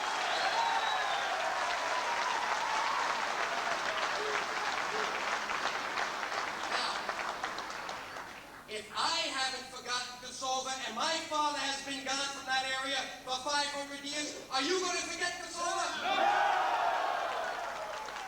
That's what I wanted to hear, because you've got here now elected officials, elected leaders, who have to know more about our people, who probably know now, because they've been around you enough, that you're hardworking, God-fearing, community-minded, family-loving people. I know it. I know how you're raised. I'm one of you. And that's good for Australia, just like it's good for America. But what they have to know more about are your concerns for your people today in Kosovo. Why? Because Australia, much like the United States, does not build borders around its continent when it comes to human rights. It reaches out. And it does make declarations. And if, in fact, it is participating in any aid package, which I have no knowledge of, but if it's thinking about it, I urge you, my good friends, to think twice and tie that aid package into human rights as we did in South Africa. It was only when we imposed those sanctions on the government of South Africa that we began to see the change in apartheid, and now we see Nelson Mandela released. But you know something? Nelson Mandela was released before the Nelson Mandela of Kosovo. You know who he is? Adem Damaci. And we know that pressure works. So keep up the good work. And let me just say a few words in Albanian. You know, the Bishop Fanoli said it well when he ended that great poem. He said, Mojnan Moski Frika, seket Jemet ne Amarik. I say to you, Moski Frika, seket Vlazem ne Amarik.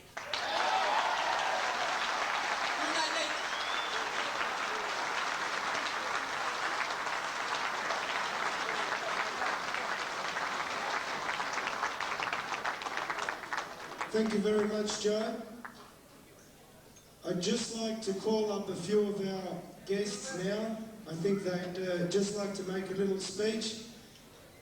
First of all, I'll call up Mr. Harry Jenkins to say a few words to all of the guests here.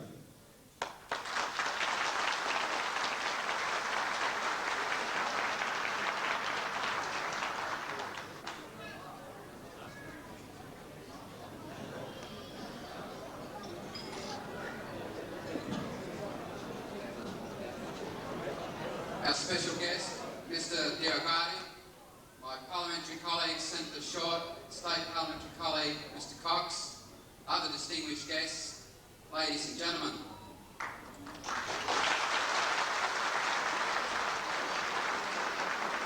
There are often occasions when you come along as a member of the House of Representatives when things go quietly and the night just goes on.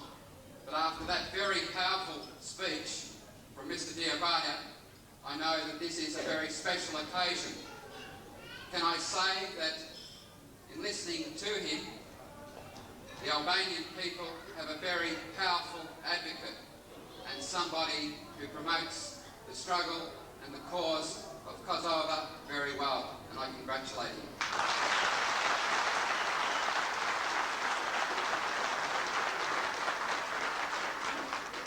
I am here tonight to represent the Minister for Immigration, Local Government and Ethnic Affairs, Jerry Hand, who cannot be with you. And shortly I will read a message from him. The reception hall that we are here today in is in my electorate. My electorate has people from many different backgrounds. Like Australia, where some 140 countries are the backgrounds of the people that have made this our home, Albania being one of them. My electorate has 30% of its population born overseas. If you take into account first and second generation, nearly 2/3 of the population is from ethnic background. And when I go to functions such as this, I ask that you do not forget your cultural backgrounds, that you continue to promote them, and that you continue to share them with the rest of the Australian community to make Australia an even better place. And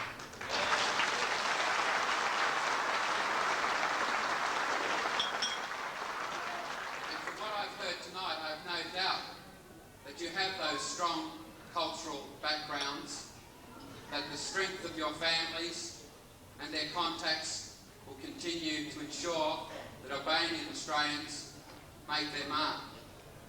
Before I came here tonight, I was speaking to my father, who was my predecessor in the House of Representatives. He told me of a summer job back in the summer of the early 1940s when he was a student, a medical student at the University of Melbourne. And he went to Shepparton, and for 1 week he worked for an Albanian Australian who was a tomato farmer. And he said that it was the hardest work he'd ever done. So I already knew and appreciated the type of hard-working people that you are. And I congratulate you.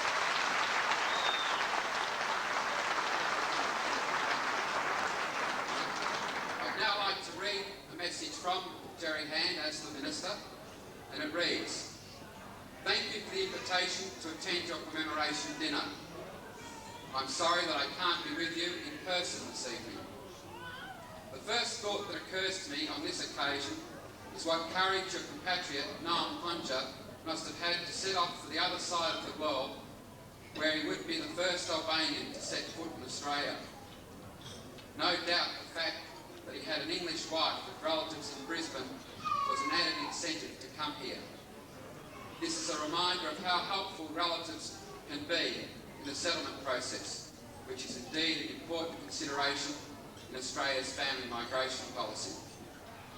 In the 100 years since Noam Ponja arrived, many more Albanians have settled successfully in Australia.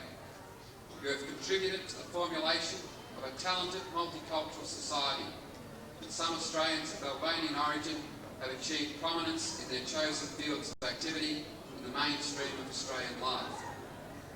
The existence of several Albanian mosques in Australia and the activity of organisations such as the Albanian Australian Community Association a testimony to the community spirit which continues to thrive among you, even among second, third and fourth generation Albanian Australians.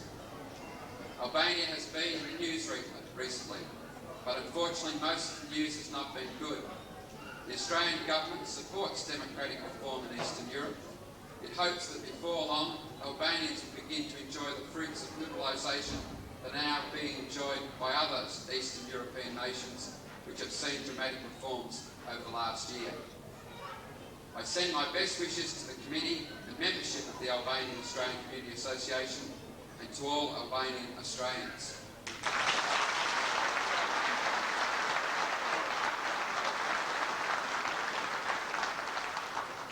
Can I conclude by saying that as the Minister's representative, I've listened closely to what Joe has said about the international scene. I also listened closely to what Cesar said about the local scene. Those messages I will convey to the Minister when I see him next. And on a personal note, may I congratulate you on what you have achieved so far. I will look very much with interest in developments not only in Albania but in Kosovo, and I hope that more and more the news is better and better. Thank you.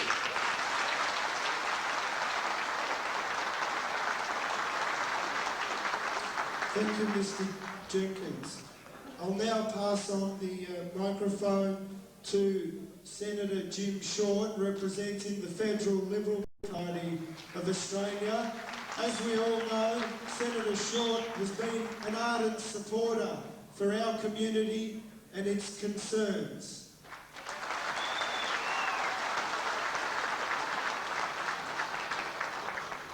Caesar, thank you very much indeed.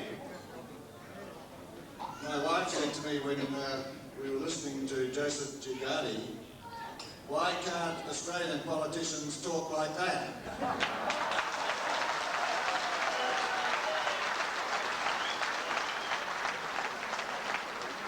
Joseph, if I may say that I agree largely, very much with what she said. Your presentation tonight was superb, inspiring, and it's a great honour and pleasure to have you here in Australia with us.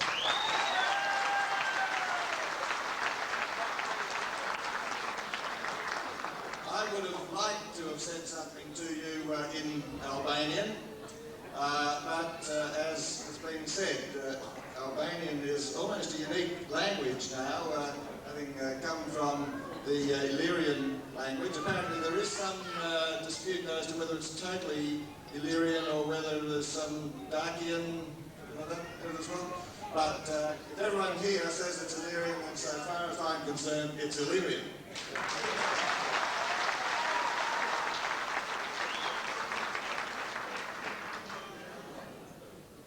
To you, members of the Albanian Australian community, and to your guests here tonight, could I just say on my own behalf, but also more importantly on behalf of the leader of my party, Dr. John Hewson, and all members of the Liberal Party of Australia, how much we value and welcome and honour the contribution that Albanians have made to our way of life.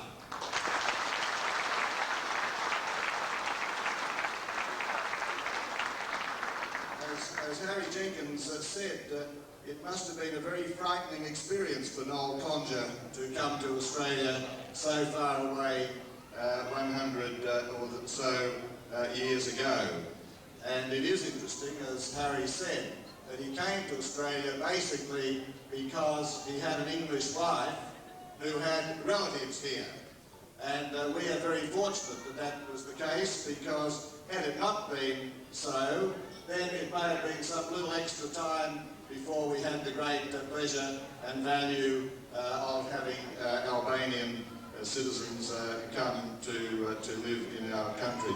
Since that time, of course, there have been different periods of Albanian migration to Australia. The main earlier period was probably in the 1920s. Most of the early immigrants were men. And indeed, I'm told, having looked at the statistics, I find it a little hard to believe, but the census statistics showed that in 1933 there were only 4 Albanian-born women in Australia, but that there were 766 men.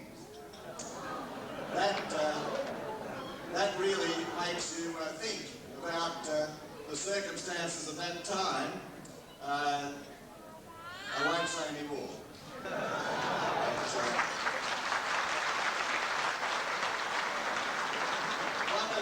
One of the early centres, of course, of Albanian population concentration here was Shepparton. And I'm very proud to say that I was born in Shepparton. And my parents had much contact during those years because of the work that my father did, which was basically concerned with helping construct all the early irrigation channels around that part of Victoria, that he in particular had much contact with Albanian Sheppartonians, and I have heard many stories over many years about the hard work and the values and the love of family and the fierce pride in being Albanians but also being Australians that Albanian descendants have had here in Australia. And that's one of the things that has made Australia the very great country that we are, because people such as yourselves have come to Australia, have brought to Australia the values and the traditions and the cultures of your own countries of origin, but at the same time you have brought them here and made them into part of a bigger, better, more vibrant Australia.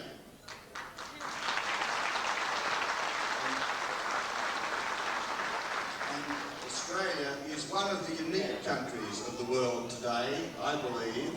We have a very mixed, cultural, tolerant society made up of people from more than 140 countries around the world.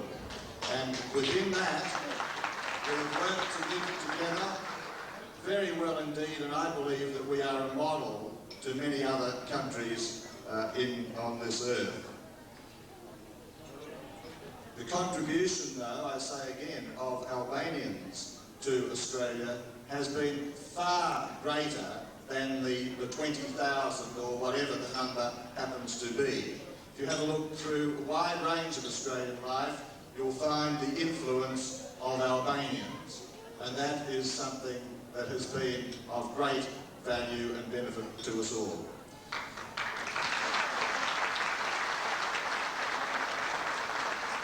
Joseph DioGuardi spoke, though, of course, in particular about the issues that concern Albanians around the world. And he made the point that we are living today in a world of more rapid change in Europe, and particularly in Eastern Europe, than we have known, certainly in our lifetime, and a more rapid change, perhaps, than has ever occurred in Eastern Europe. And within that, we are seeing several things. I believe there is no doubt at all that we are in the process of witnessing the death of communism.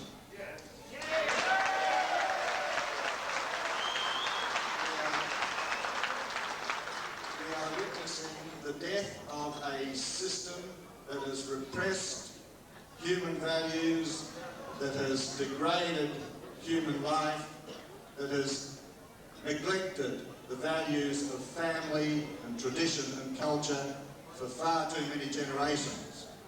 And that has occurred in Albania itself. And I hope above all hopes that the changes that are sweeping Eastern Europe today will also sweep Albania, and that Albanians living in Albania will once again be able to experience all those basic human rights and decencies of life that we have been so privileged, as of right, to have.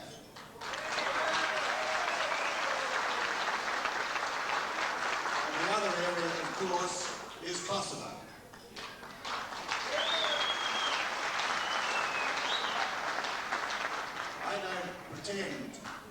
pretend to know as much about the whole background of Kosovo as you all obviously do here. But I hope you know that I have spent a great deal of time with the Albanian community in Australia in the last couple of years about this problem. And I want to say to you that personally, me as a person, but more particularly, I think all political parties, certainly the Liberal Party, and I believe increasingly all Australians, who didn't know much about Kosovo, wouldn't have known anything about Kosovo 2 or 3 years ago, most Australians. Now I believe that the large majority of them do. They understand the problem, and they, with you, work towards and want to work towards its solution. And the only solution for Kosovo is to have restored to Kosovo, which has 90% Albanian population, the only solution is to have restored to Kosovo democracy, freedom and independence.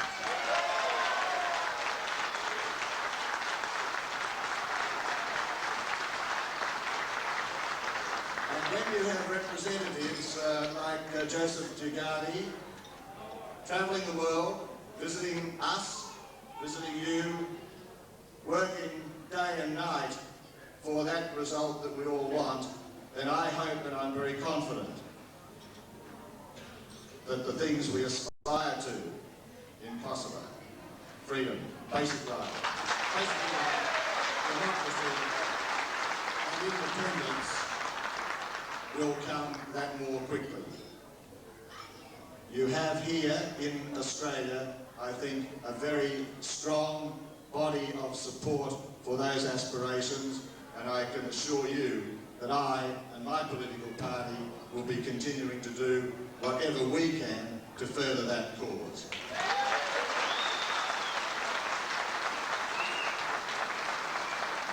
Thank you once again on behalf of my wife Jan and myself for the great honour you do us in having us along tonight.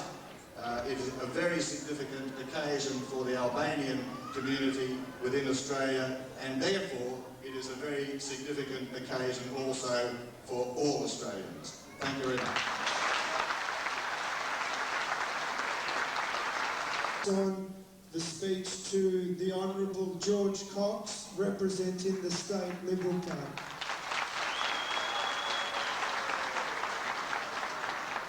Thank you, Mr. Chairman. My parliamentary colleagues, special guests this evening, I'm very pleased to be here this evening representing Alan Brown, our leader, and David Perrin, who is the Shadow Spokesman for Ethnic Affairs. Alan would love to have been here tonight, but unfortunately, as you can well appreciate, the commitments of the leader is such that he can't be everywhere. But I will be taking note of all of the comments that have been made here this evening and passing them back to the parliamentary party. Most of the things that have been said already, and there's a big night in front of us, so I will be brief. I do support the comments that have been made by my colleagues, but I can probably go a little further than both of my previous colleagues and say Harry Jenkins said that his father worked at Shepparton, and we've also heard that our senator came from Shepparton. I spent a lot of time in Shepparton, and I would like to meet afterwards anyone that knew people by the name of Jack Islam and Danny Tozer from the Shepparton community. I worked with these people. Mr. DioGuardi said that he went to the market to buy produce. I helped the Albanian community in Shepparton produce the produce, and you've no idea. If you haven't picked peas by the bag, there's a lot of peas in a 50-pound bag, and there are a lot of tomatoes in a case. So I have had that experience in working with the Albanian community in Shepparton when I was quite young. And when Senator Short said that he would like to have said something in Albanian, I can assure you, as a young fellow working on a farm with some hard-working Albanians, I had quite a number of things said to me in Albanian, and I don't think they were very complimentary.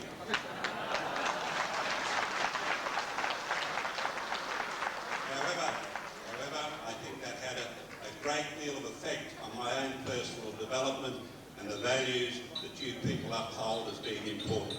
Thank you for having me with you tonight. Thanks very much. We'll proceed with serving of the dinners.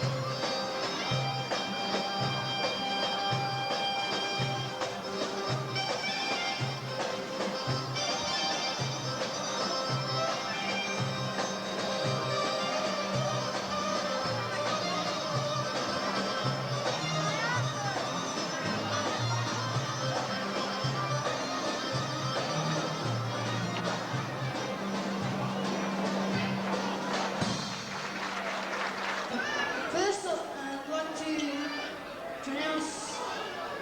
My name is Yusuf Ferry, and I'd like to tell you a story what happens in Kosovo. But first, I'd like to welcome a very good friend and very helpful Albanian people, Mr. Joseph DioGuardi.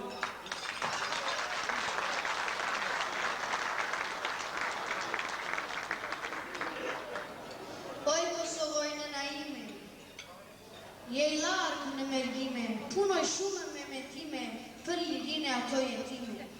Oj Kosovojnë na ime, je I lashtë shumë bullur, je I shtrejt me gjak pagur. Oj Kosovojnë na ime, ëndra shpesa se publik, për ty Kosovë keske frik. Slobodani ke tërburt, I ti duan nga Kosova, se ka trima si Petrita, dalin bau dita dita. Oj Kosovojnë na ime, qanë këto dita tëërgësur, Gyrmon Kelli, Gyrmon Trulli, japim besim, japim jetën, ty ojnë në Kosovë, nuk të lëmë vetën.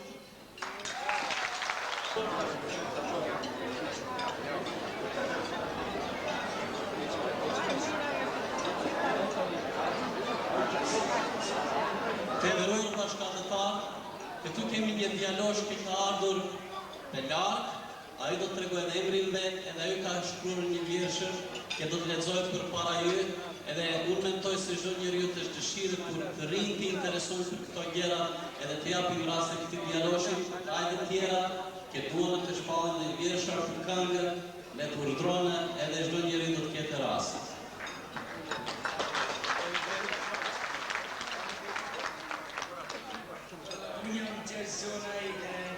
Invece kam shku vish do fjali për segarë zoni DioGuardi. Të nderuar bashkëdhëtar, mirë mama. Kam përgatisa fjali për miradin e zoni DioGuardi, vllaut ton, bashkëdhëtarit ton, bashkëpunëtorit ton, patriotit ton dhe simbolet më të larta të kombit ton.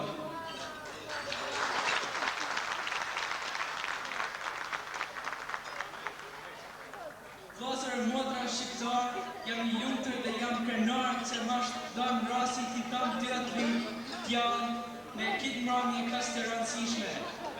Në këto data historike që po përjetën kombi jonë, si në Shqipëri, si në Kosovë. Jam shumë I gëzuar dhe me bëhen zemra malë kur shoh ka shqiptar të bashkuar, me zemra të pastër e me një ide për Kosovë për atë vetë. Se bota ta din, sa ma shumë na është kërcënuar armiku, na jemi më të qëndrueshëm e më të fortë.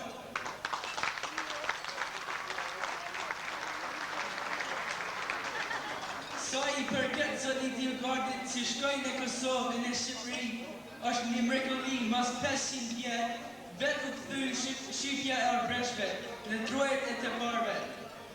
Për të mbajtur kuvend në kreni e kombit me jabat të ditur bot se shqiptarët janë të bashkur rreth një bese që nga kanë lanë të parë. Edhe një herë ju faleminderoj shqipen e arbreshve vllahën tonë DioGuardi, gjithashtu I faleminderoj nga zemra komunitetin e shqiptarë të Melbourne për punën e palodhshme që po e bëjnë dhe ju urojmë sukses.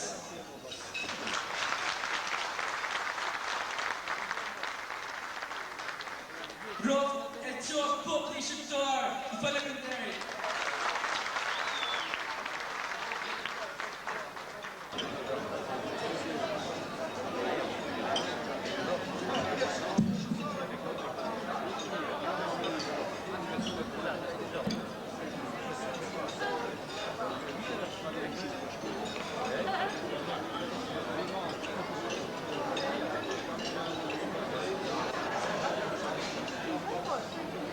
Ti ma legin ta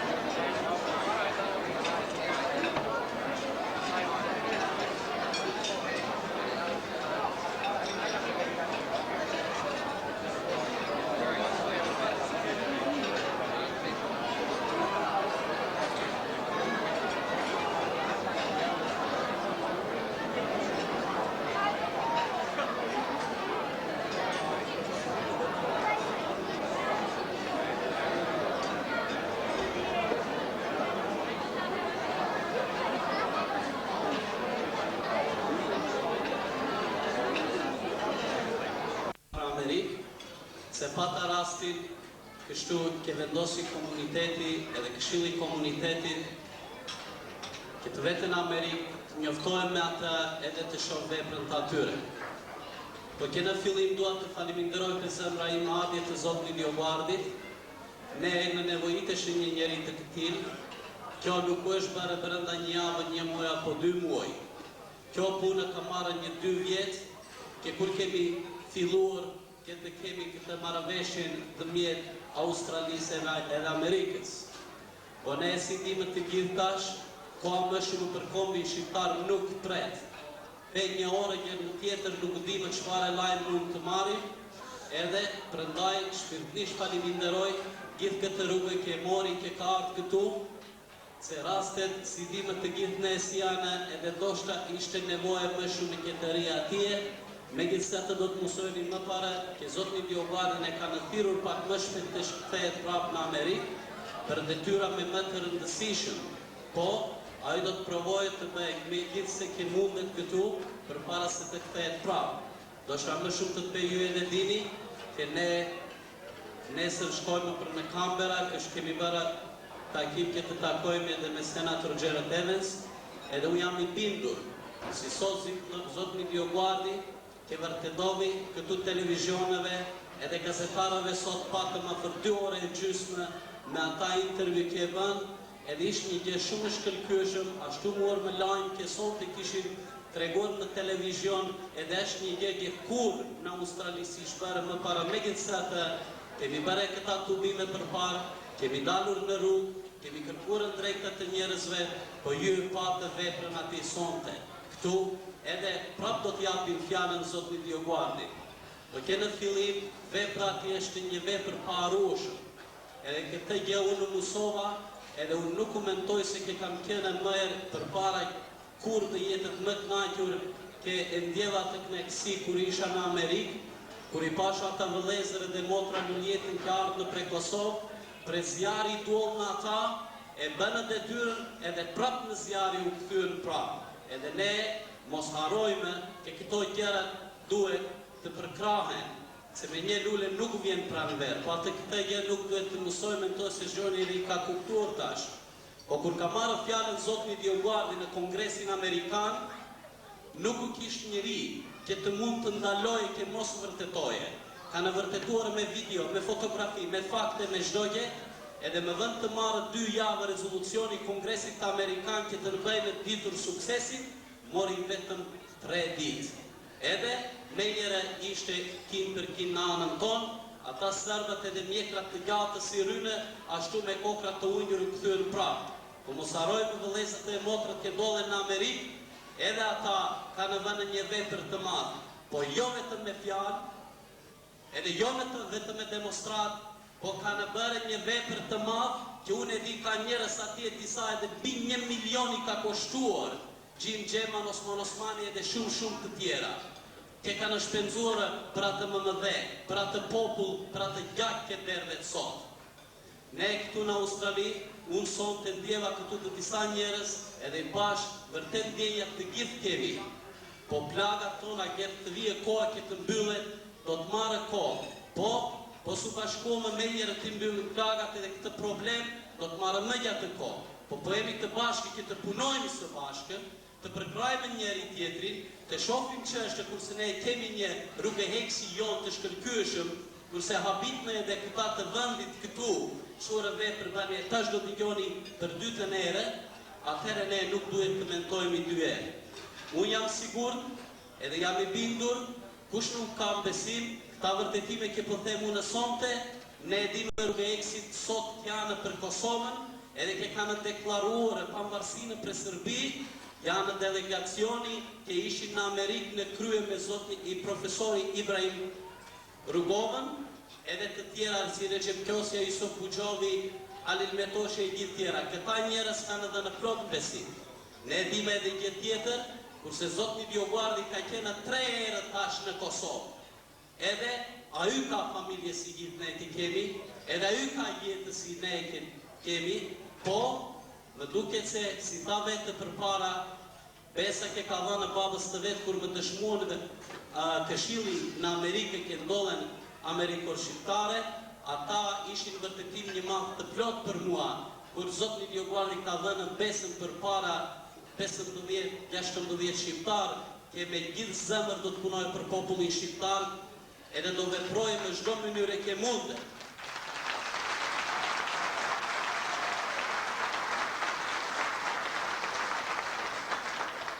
Zotni DioGuardi e dha besën përpara 3 vjet, edhe ndajti në fjalët të vet, edhe ne e dimë sot, më të madh grusht që han Miloševiqi, šovinisti, stalinisti, Hitleri i dytë e Evropës, edhe gjithë serbomëdhenjt e hangër në grushtin për ki zotni Kerim këtu edhe ke po bënë fot tash për zëmë e nuk unduron do.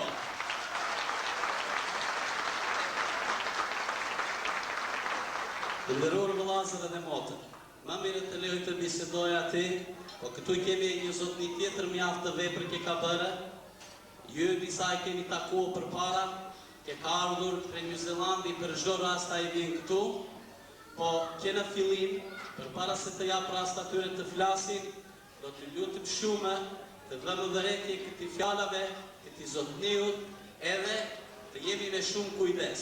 Pastaj tjetër gjë, se mua po është falni. Ne kemi thënë shumë herë këtu, kam dëgjuar njerëz thonë, ç'mund të bëjmë për Australi, ç'mund të bëjmë për këtë atje, është gabim i madh. Është gabim i madh se mund të bëjmë shumë gjëra si çdo heroj shqiptar që ka bërë gjerësot. Skënderbeu nuk u rrit në Shqipëni, ishi rritur kur u kthye prapë e ke bëri betejë atje fitimi. Ashtu ishin e vëllezërit frashëri, ata nuk u ritën në Shqipëni, po ata vërtetuan që edhe pe jashtë njeri në pod, njeriu nuk u pushon dot, edhe po han zemra për Mondheun, për gjuhën të ëmbël që kemi, për historinë të lashtë, edhe ata vërtetuan edhe me diturinë të atyre edhe bënë veprën të madhe. Ashtu edhe Fanoli, si tha edhe zotni DioGuardi këta, mos kemojnë në frikët si ke djemt në Amerikë, a ju përgjik pre Amerikë, as pre Kosovë, as pre Shqipëni.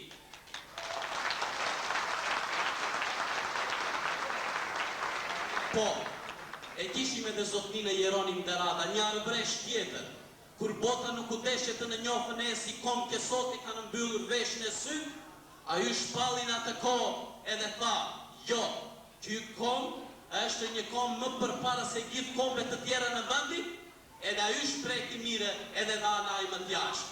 Po ne do një mund të themi, ata ishin kohë të tjetër, e jo në lezër edhe motra, kohë është si sot, që është nevojë për popullin shqiptar kur s'ka qenë, e shëmla e soqëm, pe bota të jashtërme, e zotniu DioGuardi.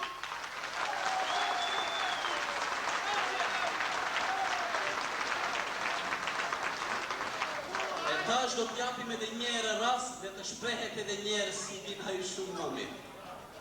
Mr. DioGuardi, please, I'll have to disturb you once more, but I know everybody loves you. As I said before, I saw them, they had emotion in their eyes. Or, would you like me to give you a first chance? Probably to Mr. Gjeshnici or yourself? Okay. E faleminderit, më falem, do shëfash.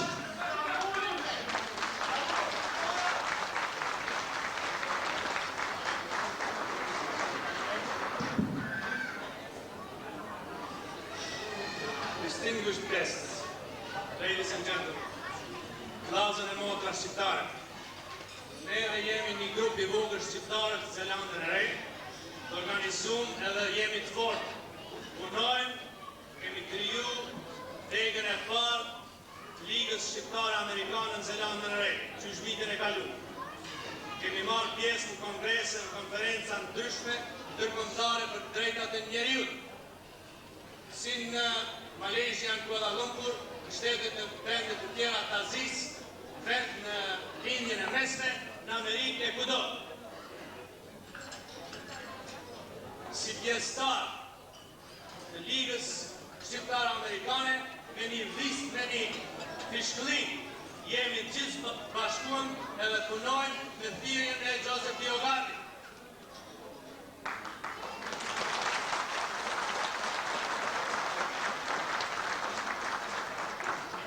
Lidhja shqiptare amerikane ka treguar për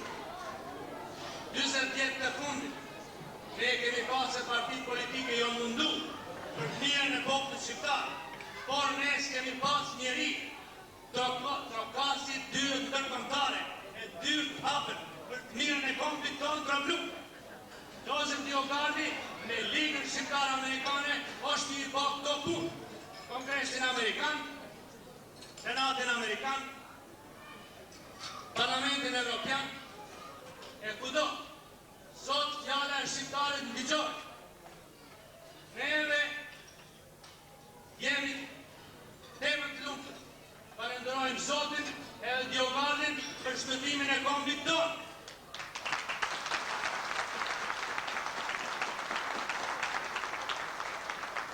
Sakrifica që është një po Liga Shqiptare Amerikane, jo vetëm e ndjes, do të tona punë bëhen vetëm e para, me punë e ndjes e para. Vetëm radiostacionet që paguhen në Amerikë vinë deri $50,000. Post takimeve, bisedimeve e lobby që është të bënë për botën. Neve në qovë se nuk e fitojmë kësi heri, do t'jemi edhe 50 vjetë tjera në roti e Miloševićit.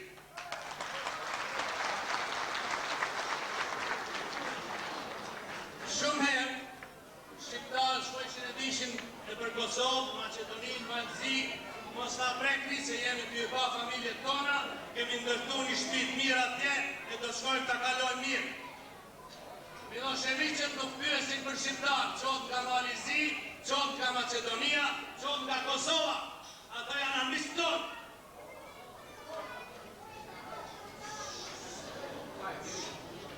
Prandaj, mos menoni se Australia është e largët, o Zelanda e Re është e largët. Neve duhet bashkohemi me gjithë shqiptarët dhe me përçar bote. Ju ndigjuhet zoti DioGuardi tha se unë kom qenë në Kopenhagen, kom qenë në Danimark, Kopenhagen gjithashtu në Gjermani, në Norvegji, do të tona këto vende, në Zvicër, në Kosovë. Jemi të ndihmu shqiptarëve, në Kosovë, lidhjes alternative i kërkojmë tekstit. Kemi lidhje me to. 16 teksti i kemi marrë, tona partinave, tona grupeve politike që janë në Kosovë. Edhe në Zvicër e vende tjera, kemi lidhje dhe në natë. Si organizate ne nuk kemi pas. Kemi sot. Në vrasin, udhba në ndjek. Edhe sot, pare si s'ka liri. Buremi me popullin tonë, vllazët e motrat tona, cilat derdhin gjak sot në Kosovë. E na njeh bota, se dojmë liri, dojmë barazi, dojmë republik, njësoj si Sërb, si Kroat, si Sloven. Me luftën që kemi bota është 10 vjet.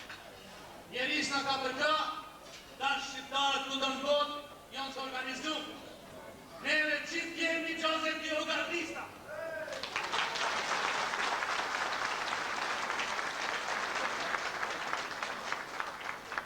Era e madhe, e cila vjen prej Uraleve deri në Adriatik, s'ka problem në skambët e Miloševićit, pa i udrit. Ladies and gentlemen, I would like to say a few words in English. Slobodan Ejkman Milošević, the Beria of Serbia, one of the last dictators of Europe and Balkans, will have to be destroyed. We are already making files with all these criminals. Milošević and all these henchmen will be in a court of justice, exactly the same as Nuremberg trials on Nazis. We are preparing all this now, and we will gain our freedom as we are fighting day and night in Kosovo and the rest of the world. Ali Hadri was shot a few months back by... Faleminderit shumë.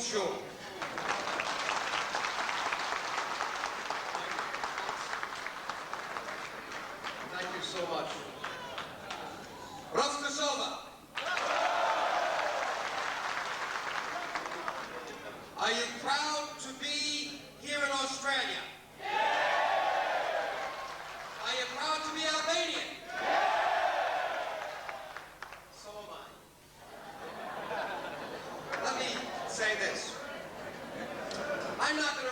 what these two good men have said about our work.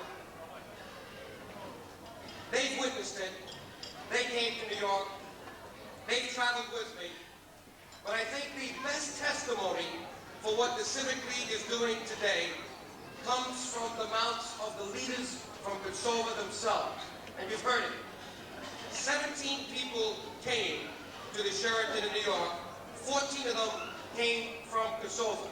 Every one of the leaders saw firsthand what we could do with a hearing in Washington for 5 hours where we made the Serbs look stupid, with a dinner at the Sheraton where every one of them spoke before a crowd of almost 3,000 people.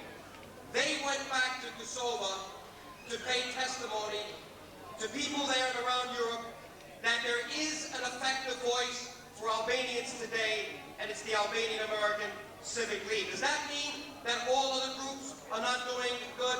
I am sure there are many Albanian groups that are doing well, just like your Australian community here. But when it comes to Kosovo, when it comes to the difficult task of fighting the Serbian propaganda machine, where the money comes out by the millions from Belgrade, we need to speak with one voice. Baskeri Mashum, Bashkim.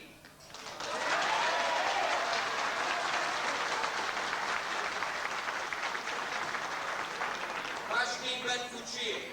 If we don't get together with one voice, when it comes to Kosovo, you can kiss Kosovo goodbye.